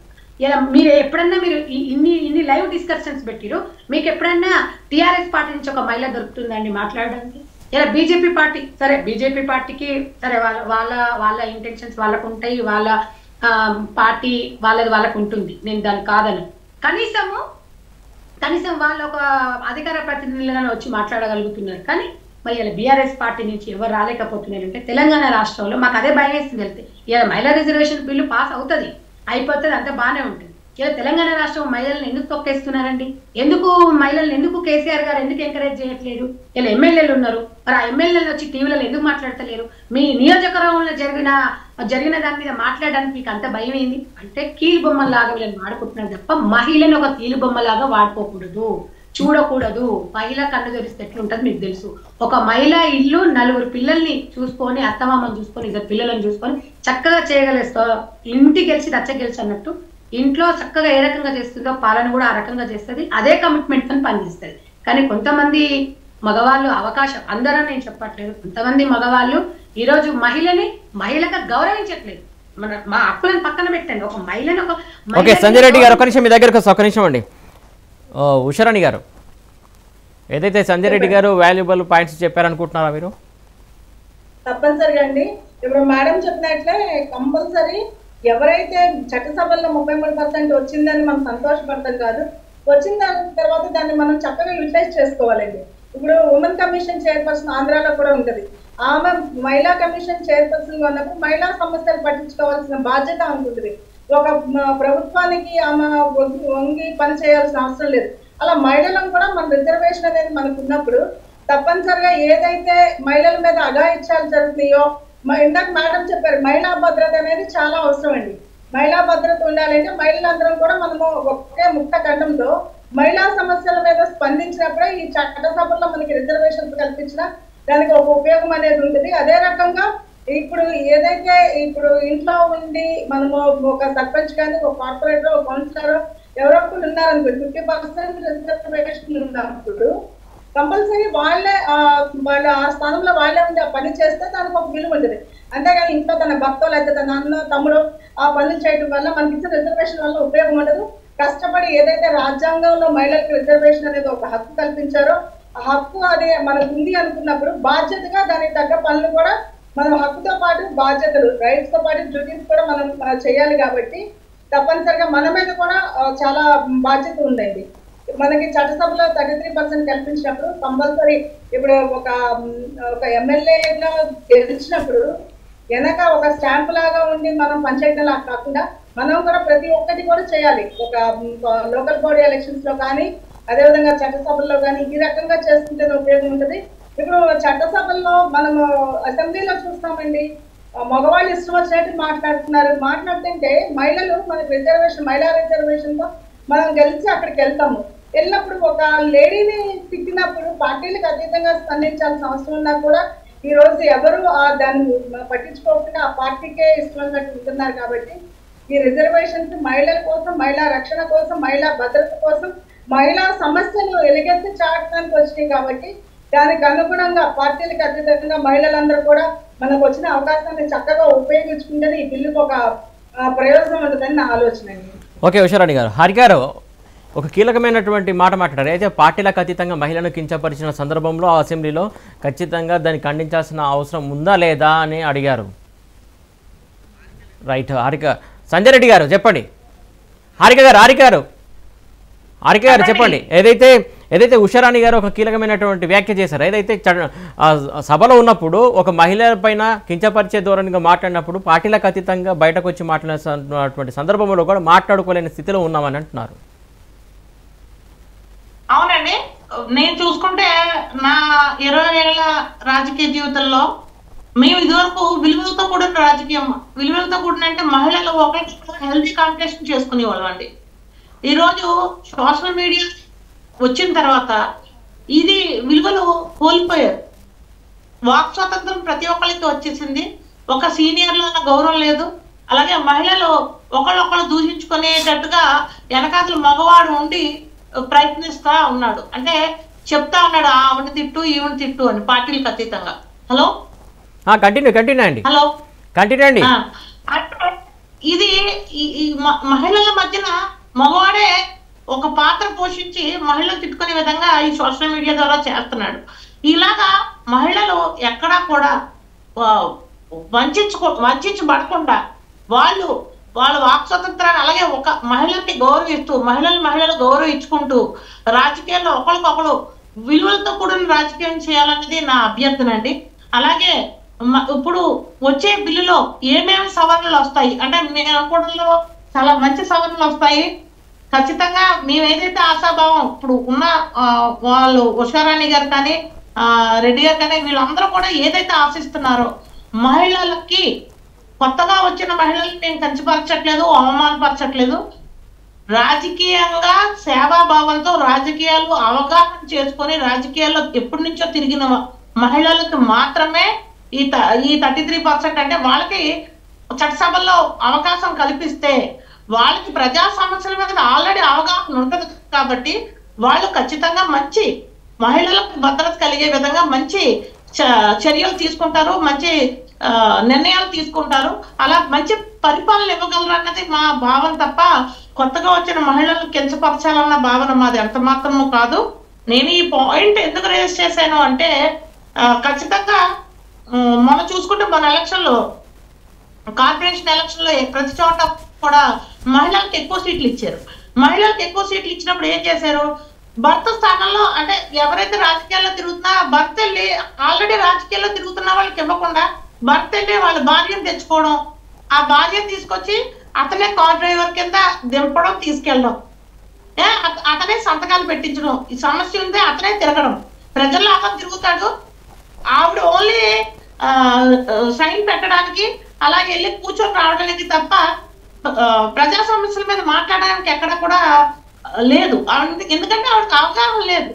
ఏదైనా ఉంటే ఆయన చూసుకుంటారు, ఆయన చెప్పారు కదండి వారు మాట్లాడతారు, అలా అలా అయిపోతుంది. అలా కాకుండా ప్రజా సమస్యల మీద అవగాహన నుండి ఎప్పటి నుంచో రాజకీయాల్లో తిరిగి వాళ్ళకి ఇది ఫస్ట్ ప్రిఫరెన్స్ ఇవ్వాలి.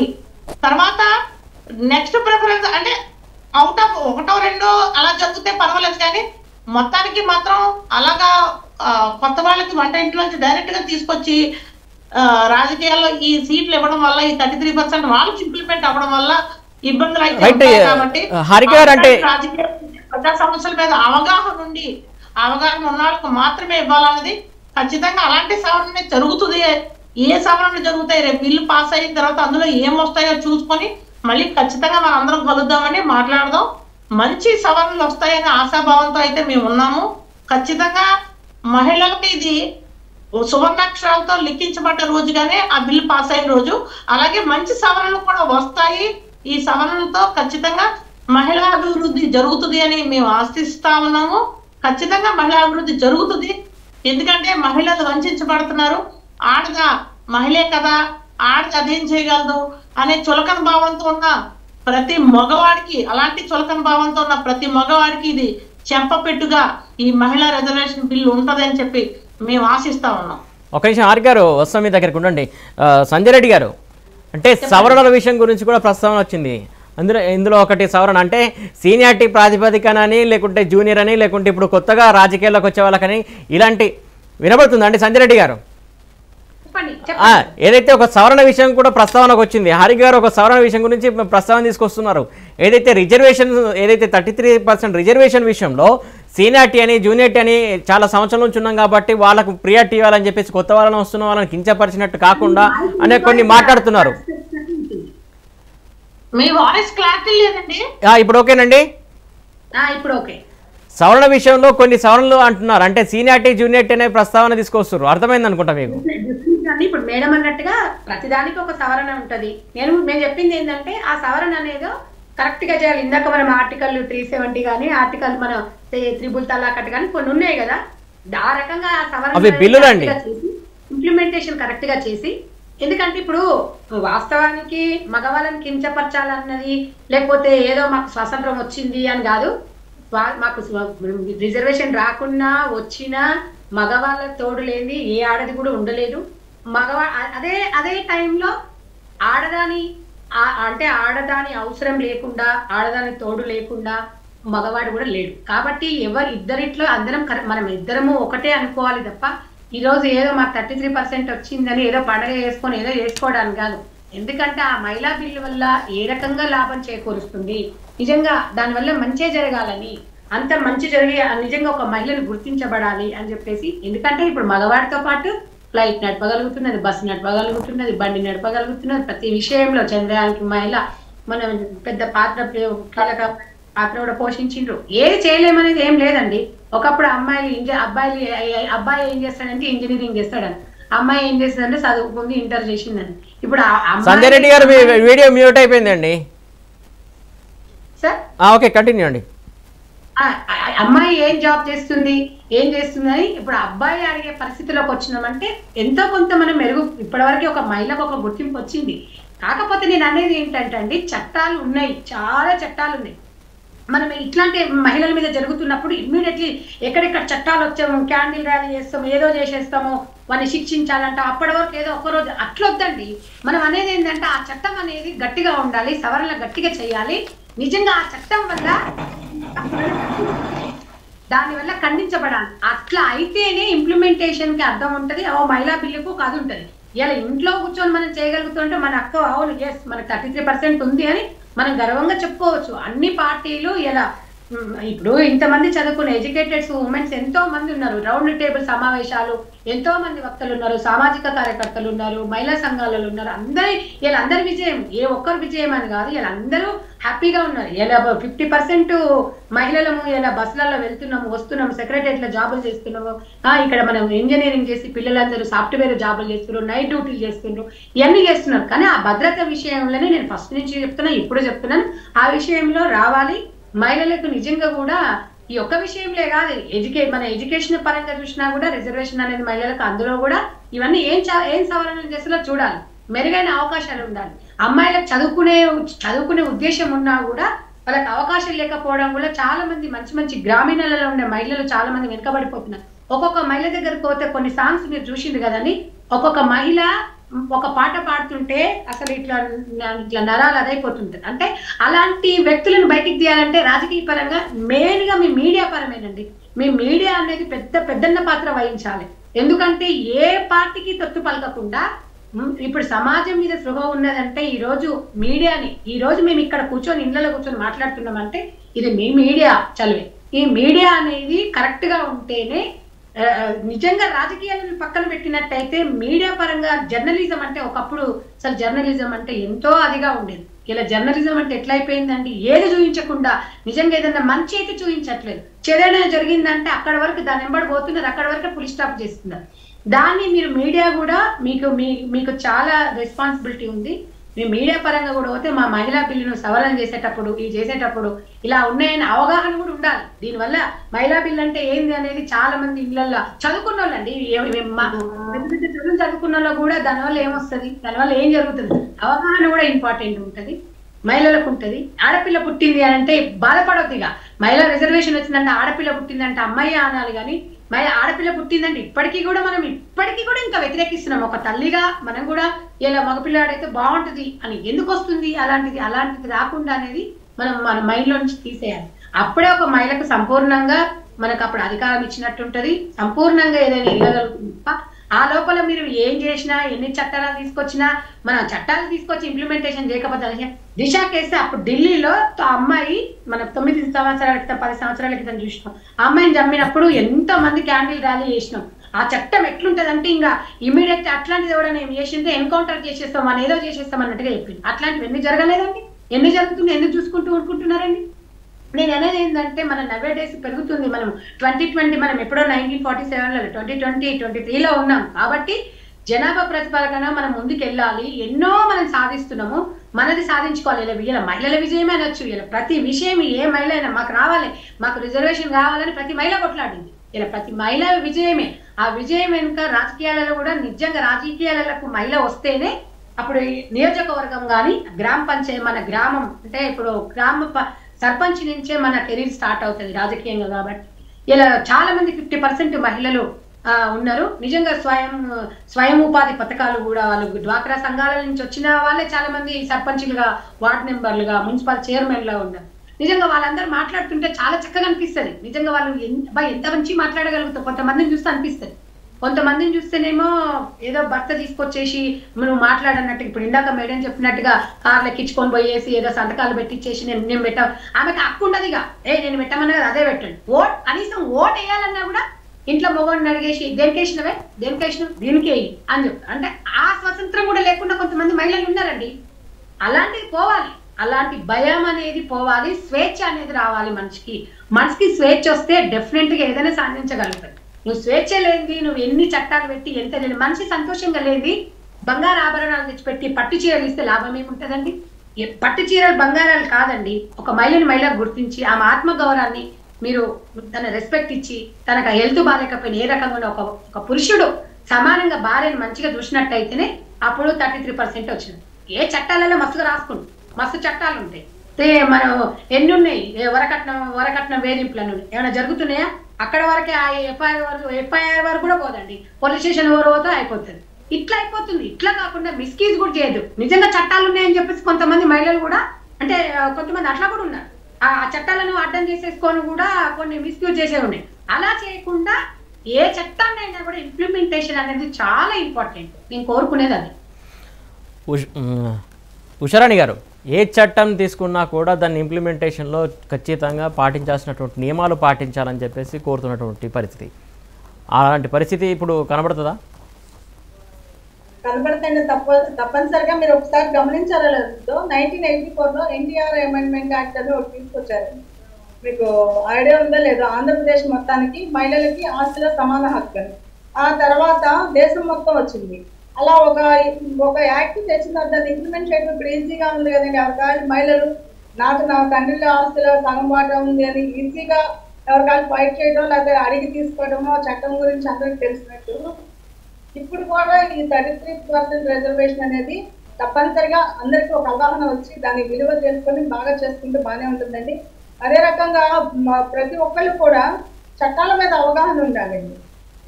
ఇది రిజర్వేషన్ ఉంది కదా ఏదో వచ్చింది కదా అని కాకుండా రిజర్వేషన్ మనం కూడా సక్రమంగా అమలు చేసుకోవడానికి ముందుకెళ్ళాలి.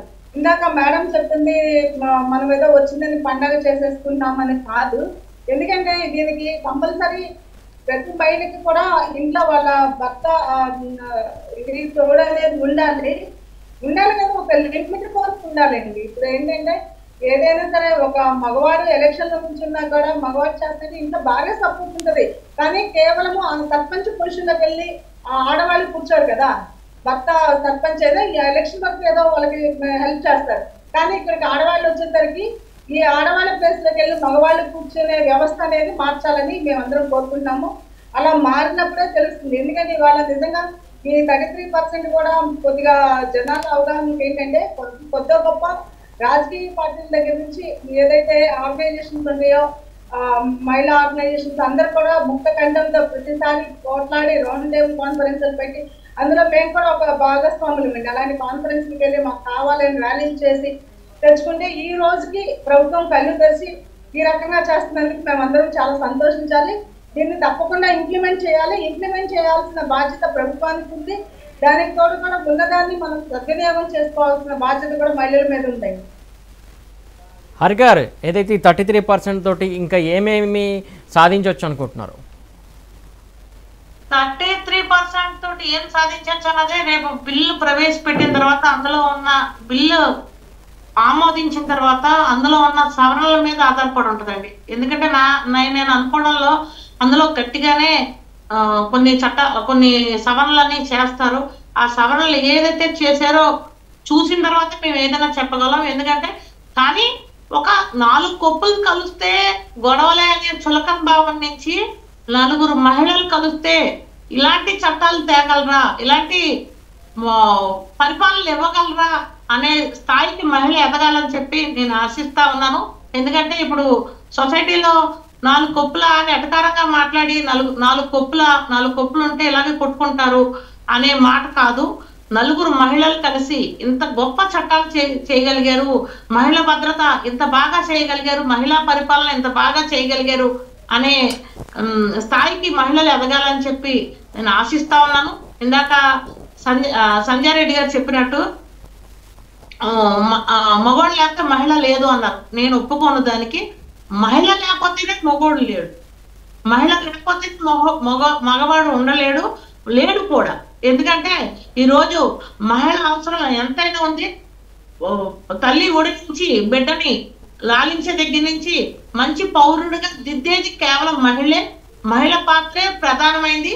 కానీ మహిళ పాత్రని మూసివేసి మగవాడు మాత్రమే ఎదరకొచ్చి ఆ డామినేషన్ తోటి మాదే అంతా అనేది చూపించుకుంటున్నారు తప్ప కేవలం మహిళలకు అవకాశం ఇస్తే రాజ్యాలనే వెళ్తారు అనే దానికి చాలా ఉదాహరణలే ఉన్నాయి. ఇప్పుడు చెప్పలేము.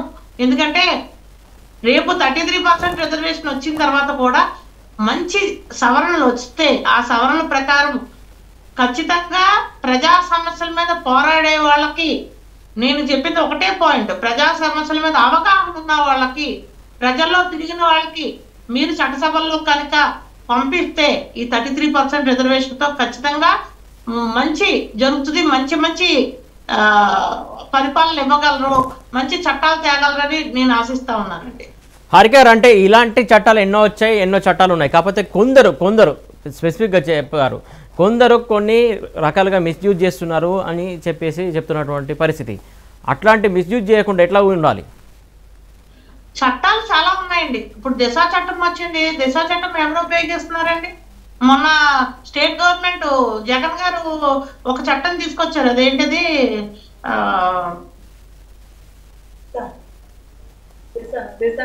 దిశ అండి. దిశ రాత్రి ఆయన ఓపెన్ చేసేసారు. దానికి ఒక రౌండ్ ఇచ్చేసారు, ఒక ట్రయల్ రౌండ్ ఇచ్చేసారు, అన్ని ఇచ్చేసారు. కానీ ఇప్పుడు దిశ చట్టము ఇంప్లిమెంట్ కేంద్రం చేయట్లేదు అంటున్నారు. కేంద్రం చేయడానికి అందులో చిన్న టెక్నికల్ ప్రాబ్లమ్స్, అంటే 40 రోజుల్లో మనకి కెమికల్ రిపోర్ట్స్ అని రావు. ఆ రిపోర్ట్ రాకే ఇది మేము ఇంప్లిమెంట్ చేయలేకపోతున్నాం అన్నారు. ఎన్కౌంటర్ అన్నారు. ఏదంటే ట్రయల్ ఇచ్చారు, మేము ఎన్కౌంటర్ చేసేస్తాం. మహిళల పట్ల అసభ్యంగా ప్రవర్తించిన, సోషల్ మీడియాలో అసభ్యంగా ప్రవర్తించినా సరే వెంటనే కస్టడీకి తీసుకుంటామన్నారు. మేము ఎంతో మంది సోషల్ మీడియాలో మా మీద అసభ్యంగా ప్రవర్తిస్తున్నారని చెప్పి వేలాది కంప్లైంట్లు వెళ్తున్నాయి. ఎక్కడ తీసుకున్నారండి? ఇలాగే చూసుకుంటే చాలా కోకోలలు ఉన్నాయండి. మహిళల పట్ల చిన్న చూపు వల్లే ఏది కూడా ఇంప్లిమెంట్ జరగట్లేదు. కానీ 33% కేంద్రం ఇచ్చిన బిల్లు ఖచ్చితంగా మంచి ఉద్దేశంతో ఇస్తున్నారు. కాబట్టి దీన్ని ఇప్పటికైనా మహిళలందరూ కట్టుదిట్టంగా ఉండి, పార్టీలకు అతీతంగా కట్టుదిట్టంగా ఉండి దీన్ని ఇంప్లిమెంట్ చేసుకోవాలి. మంచి అంటే వచ్చిన బిల్లులన్నీ ఏది ఇంప్లిమెంట్ అవ్వట్లేదు. చాలా చోట్ల అవగాహన లోపం. దిశలో ఓకే, సంజయ్ రెడ్డి గారు సార్ చెప్పండి. అదే ఇప్పుడు మేడం చెప్పినట్టు వినిపిస్తుందండి? వినపడుతుంది, కంటిన్యూ. ఇప్పుడు సరే, తన ఇంటెన్షన్ తనకు ఉంటుండొచ్చండి. మగవాళ్ళని లేకపోతే నేను ఉండలేనంటే అది నా ఇంటెన్షన్. మగవాడిని గౌరవించుకుంటూ మనం ఏదైనా చేయాలి. కానీ మగవాడు ఐ డోంట్ కేర్ అంటే నాది నా పర్సనల్. ఎందుకంటే ఒక నిమిషం అంటే నేను అనేది ఏంటంటే, మగతో ఉంటే మనం ఇంకా ఎక్కువ కార్యక్రమాలు కానీ మనం ఎక్కువ పనులు కూడా చేసుకోవడానికి ఆస్కారం ఉంటుంది. మగవాడు తోడు లేనిది వాడితో మనకేం సంబంధం, ఆయన లేకపోతే మనకేంది అనేది కాదండి. చేయగలుగుతాము, చేయలేమని కాదు. మగవాడు లేకపోతే మహిళ బ్రతకలేదు అని కాదు. కాకపోతే కలర్ఫుల్గా ఉంటుంది లైఫ్ కలర్ఫుల్గా ఉంటుంది. ఇంకా ఏదైనా సాధించడానికి ఉంటుంది. రాత్రి 10 గంటలకు ఏదో అవసరం పడుతుంది పని. భర్తను తీసుకొని ఎంబడిపోతే అది వేరు ఉంటుంది, అన్నం తీసుకొని పోతే వేరు ఉంటుంది, ఒంటరిగా పోతే వేరే ఉంటుంది. దీన్ని మాత్రం మనం అయితే మార్చలేమండి. ఆడ మగ పుట్టుక అనేది రెండు ఉంటాయి. కాబట్టి ఆ విషయాలలో కొన్ని విషయాలలో మగవాళ్ళు మనకు తోడు లేనిదైతే మనమైతే ఏం చేయలేము. కాబట్టి వాళ్ళని మనం ఏదో కించపరుచుకుంటూ నాకే రిజర్వేషన్ వచ్చింది నేనే చేయాలని నేను కాదు. అది నా ఇంటెన్షన్ చెప్తున్నాను. సరే, ఎవరి ఇంటెన్షన్ వాళ్ళకున్నా కూడా నా ఇంటెన్షన్ అయితే నాకు ఉంటుంది. నేను అనేది ఏంటంటే, ఇట్లాంటి రాజకీయాలు కొంతమంది అలాగే ఉన్నారండి. ఎందుకంటే ఒక భార్య అవగాహన కొంచెం టీవీ చూసో లేకపోతే పక్కింటలతో ముచ్చట్లు పెట్టో పక్కింటలతోనో ఏదో మాట్లాడుతుందనంటే దీనికి అవగాహన ఎక్కువ వచ్చేస్తుంది, దీన్ని మాట్లాడనీయొద్దు, దీనికి అన్ని తెలిసిపోతాయి అనే మగవాళ్ళు కూడా ఉన్నారు. నేను లేదన్నట్టే లేదు. నిజంగా అన్ని మగాళ్ళు కరెక్ట్ గా ఉంటే ఇన్ని విడాకులు ఎందుకైతాయి, ఇన్ని గొడవలు ఎందుకైతే, ఇన్ని కొట్లాటలు ఎందుకైతాయి అండి? నేను అనేది ఏంటంటే, కొన్ని మంచిని మనం తీసుకోవాలి అంటే కొంచెం టైం పడుతుంది. వాస్తవానికి కూడా ఏదో మనకు 33% వచ్చింది అనగానే పండుగ చేసుకోవడం కాదు. ఆ ఇంప్లిమెంటేషన్ ఏ రకంగా ఉంటుంది, ఎట్లా ఉంటుంది, దానివల్ల మనకి లాభమా నష్టమా? ఎందుకంటే ఒక్కొక్కసారి నష్టాలు కూడా కలిగే అవకాశాలు కూడా ఉంటాయి. నిజంగా కూడా ఏ రాజకీయ దురుద్దేశం లేని మహిళల మీద కూడా భర్తలు తాగొచ్చేసి నానా రకాలుగా హింసించే వాళ్ళు కూడా ఉన్నారు. ఏంటంటే పిల్లల కోసమో ఓర్చుకుంటూ గుట్టు చప్పుడు కాకుండా సంసారం చేసుకొని ఉంటుంది. తల్లిదండ్రులు చెప్తామంటే వృద్ధాప్యంలో ఉంటారు. ఇక్కడ ఎవరు చెప్పుకోలేని పరిస్థితిలో ఉంటుంది. బయటికి వెళ్ళిపోతే నా పిల్లల పరిస్థితి అది ఆలోచించే మహిళ ఉంటుంది. కాబట్టి ఈ బిల్ అనేది చాలా చక్కగా ఉండాలి. ఒంటరి మహిళకైనా కూడా ఉపయోగకరంగా ఉంటేనే బాగుంటుంది తప్ప ఏదో ఇక మనం తీసుకొచ్చేసిన బిల్లు అనే రకంగా ఉండకూడదు. నిజంగా కూడా మంచి పరిణామము. ఇది వచ్చిన తర్వాత చట్ట సవరణలు ఎలా ఉంటున్నాయి అవన్నీ కూర్చొని మన అందరం కూడా మాట్లాడుకోవాలి. చాలా సంతోషంగా అనిపిస్తుంది. మహిళలు కలర్ఫుల్ గా ఉంటది. ఇంట్లో 2 మగపిల్లలు ఉన్న ఇల్లు వేరుంటది, ఒక ఆడపిల్లలు ఉన్న ఇల్లు వేరుంటది. మహిళ లేకపోతే నిజంగా కూడా మగవాడు కూడా గుర్తించాలి. ఇవాళ మాకేదో వచ్చిందని మేమేమి ఇష్టపడట్లేదు. మీరు ప్రోత్సహించాలి, మీరు కూడా ఎంకరేజ్ చేయాలి. అందరినీ సమానంగా చూసుకునేటట్టు హ్యాపీగా చూసుకుంటే ఇన్ని గొడవలు, ఇన్ని కొట్లాటలు, ఇన్ని విడాకులు ఇవన్నీ కానే కావు. సమాజంలో మార్పు రావాలి, ఈ బిల్లులు కూడా అది కావాలంటే ఇప్పుడు బిల్లు ప్రవేశపెట్టేది కూడా మరి మగవాడని కూడా మనం కూడా ఆలోచిస్తున్నాం కదా. కాబట్టి ఆ సవరణ అనేది చేసేది కరెక్ట్ గా చేయండి, మహిళలకి లాభంగా ఉండేటట్టు చేసి ఒక మహిళగా గుర్తించి ఒక భద్రతగా ఆ బిల్లు పాస్ చేయండి. ఉషారాణి గారు ఫైనల్గా చెప్పండి, మొత్తానికి ఏదైతే మహిళలకు సంబంధించి రిజర్వేషన్లతో పాటుగా భద్రత కూడా కీలకం అని చెప్తున్నారు. అలాగే ముఖ్యంగా ఇక్కడ భద్రత అంటే ఎట్లా ఉండాలి? అంటే మేడం చెప్పింది ఒక రకంగా చెప్పారు, ఆ మేడం ఇంకో రకంగా. మహిళ పాత్ర మహిళకు ఉంటది, మహిళ భర్త తోడు ఉంటే కూడా అంటే అది కూర్చొని నా ఉద్దేశం ఏంటంటే సంజయ్ రెడ్డి గారు చెప్పేది ఒక కోఆపరేషన్, ఇద్దరి మధ్య కోఆర్డినేషన్ ఉండాలని చెప్తున్నారు. కానీ పూర్తిగా వచ్చి మహిళ సర్పంచ్ స్థానంలోనో ఎమ్మెల్యే స్థానంలో భర్త ఉండాలని ఆ ఉద్దేశం కాదని నేను అనుకుంటున్నాను.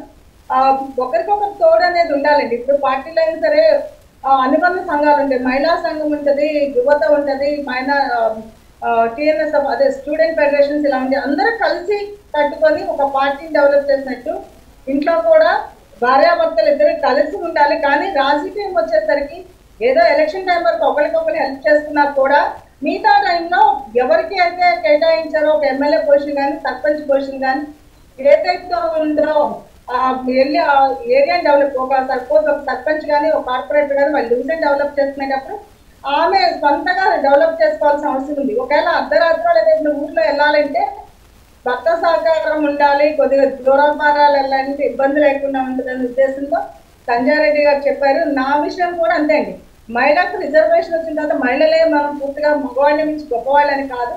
ఇప్పుడు ఇద్దరు సమానమే, మహిళ పురుషులు స్త్రీలు ఇద్దరు సమానంగా ఉన్నప్పుడు ఇప్పుడు ఎక్కడెక్కడో చూస్తాము ఇద్దరు ఉద్యోగాలు చేస్తున్నారు. ఒక పని ఒకరికి వంట అంటే ఆడవాళ్ళు చేసేవాళ్ళు, ఇప్పుడు ఇద్దరు ఉద్యోగాలు చేస్తున్న భార్యాభర్తలు ఇద్దరు కలిసి చేసుకున్నారు. కాబట్టి ఒకరికొకరు తోడుగా హెల్ప్గా ఉండాలనే ఉద్దేశంతో. ఓకే అండి ఉషారాణి గారు. హరి గారు ఫైనల్గా చెప్పండి, మొత్తానికి ఏదైతే ఇప్పుడు లింగభేదం లేకుండా సమానంగా వెళ్ళాలి, ముందుకు ఎంత ఎదిగినా ఒదిగి ఉండాలనే సారాంశం కొంతమంది చెప్తున్నటువంటి పరిస్థితి ఎలా చూస్తారు? నా ఉద్దేశం కూడా అంతేనండి. నా భావం కూడా అంతే కదండి. నేను అన్నది ఏంటంటే ఆవిడ అన్నది కొంచెం రైట్ రైట్ ఇంకా ఎక్కువ లాగ్ అవుతుందండి, వ్యక్తిగతంగా వద్దు ప్లీజ్. ఒక మగవాడు లేకపోతే ఆడది లేదు అంటే కాదు, ఆడది లేకపోతే కూడా మగవాడు లేడు. ఖచ్చితంగా నా భావన అయితే అదే. ఆడదానికే ప్రధాన పాత్ర, ఎక్కడ పూజించినా సరే ప్రధాన పూజ మహిళలు అందుకుంటారు. ఖచ్చితంగా మహిళ పాత్ర ముఖ్యమైనది. అలాగే మీరు అన్నట్టుగా సవరణలు మంచిగా వస్తే కనుక ఖచ్చితంగా ఈ బిల్లు మంచి స్థానంలో ఉంటుంది. ఏదైనా సరే మహిళ లేకపోతే మగవాళ్ళు లేడనే మాటే నేను అంటాను. ఓకే హరి గారు. సంజయ్ గారు ఫైనల్ గా చెప్పండి, మొత్తానికి ఏదైతే చెప్పారు లింగ భేదం కాకుండా ఈ రోజున ఇంట్లో వంట విషయంలో కాదు, ఇంటి పని విషయంలో కాదు, పిల్లలు పెంచే విషయంలో కొద్ది ఉద్యోగాలు చేసుకునే వాళ్ళు ఇద్దరు కూడా షేర్ చేసుకుంటున్నారు. ఓకే హరి గారు ఒక్క నిమిషం ప్లీజ్, సమయం మించిపోతుందండి. రత్నకుమారి గారు చెప్పండి ఫైనల్ గా ఏదైతే వస్తానండి. ఒక్క నిమిషం సంజయ్ గారు, ఒక్క నిమిషం.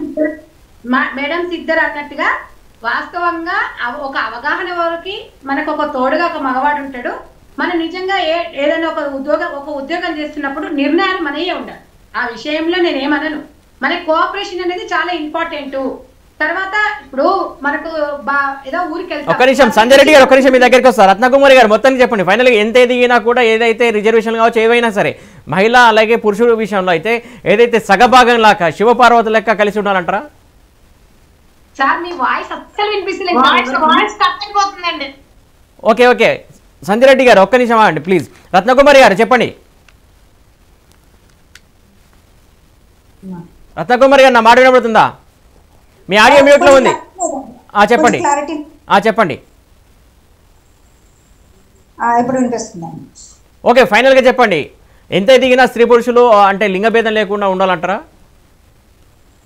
ఏంటంటే క్లారిటీ లేదండి, వాయిస్ క్లారిటీ లేదు కొంచెం. ఓకే ఓకే రైట్ అండి, థ్యాంక్ యూ అండి, థ్యాంక్ యూ సో మచ్ అండి. డిబేట్లో పాల్పంచుకున్నందుకు థ్యాంక్ యూ సో మచ్ అండి. సంజయ్ రెడ్డి గారు, అలాగే హారిక గారు, అలాగే ఉషారాణి గారు, రత్నకుమారి గారు, థ్యాంక్ యూ సో మచ్ అండి. మొత్తానికి చూస్తున్నాం కదా, ఏదైతే 33% రిజర్వేషన్లు ఎన్ని చట్టాలు ఏ రకంగా చట్టాలు వచ్చినా కూడా చాలా ఆ చట్టాలని వినియోగించుకోవడంలో మన కీలక పాత్ర పోషించాల్సినటువంటి అవసరం ఉంది. మొత్తానికి వాటిని దుర్వినియోగపరచకుండా మంచి దారిలో తీసుకెళ్లాల్సిన అవసరం కూడా మనపైన ఉంటుందని చెప్పేసి అందరూ అభిప్రాయం వ్యక్తం చేస్తున్నటువంటి పరిస్థితి. ఇది prime debate. Keep watching Raj news.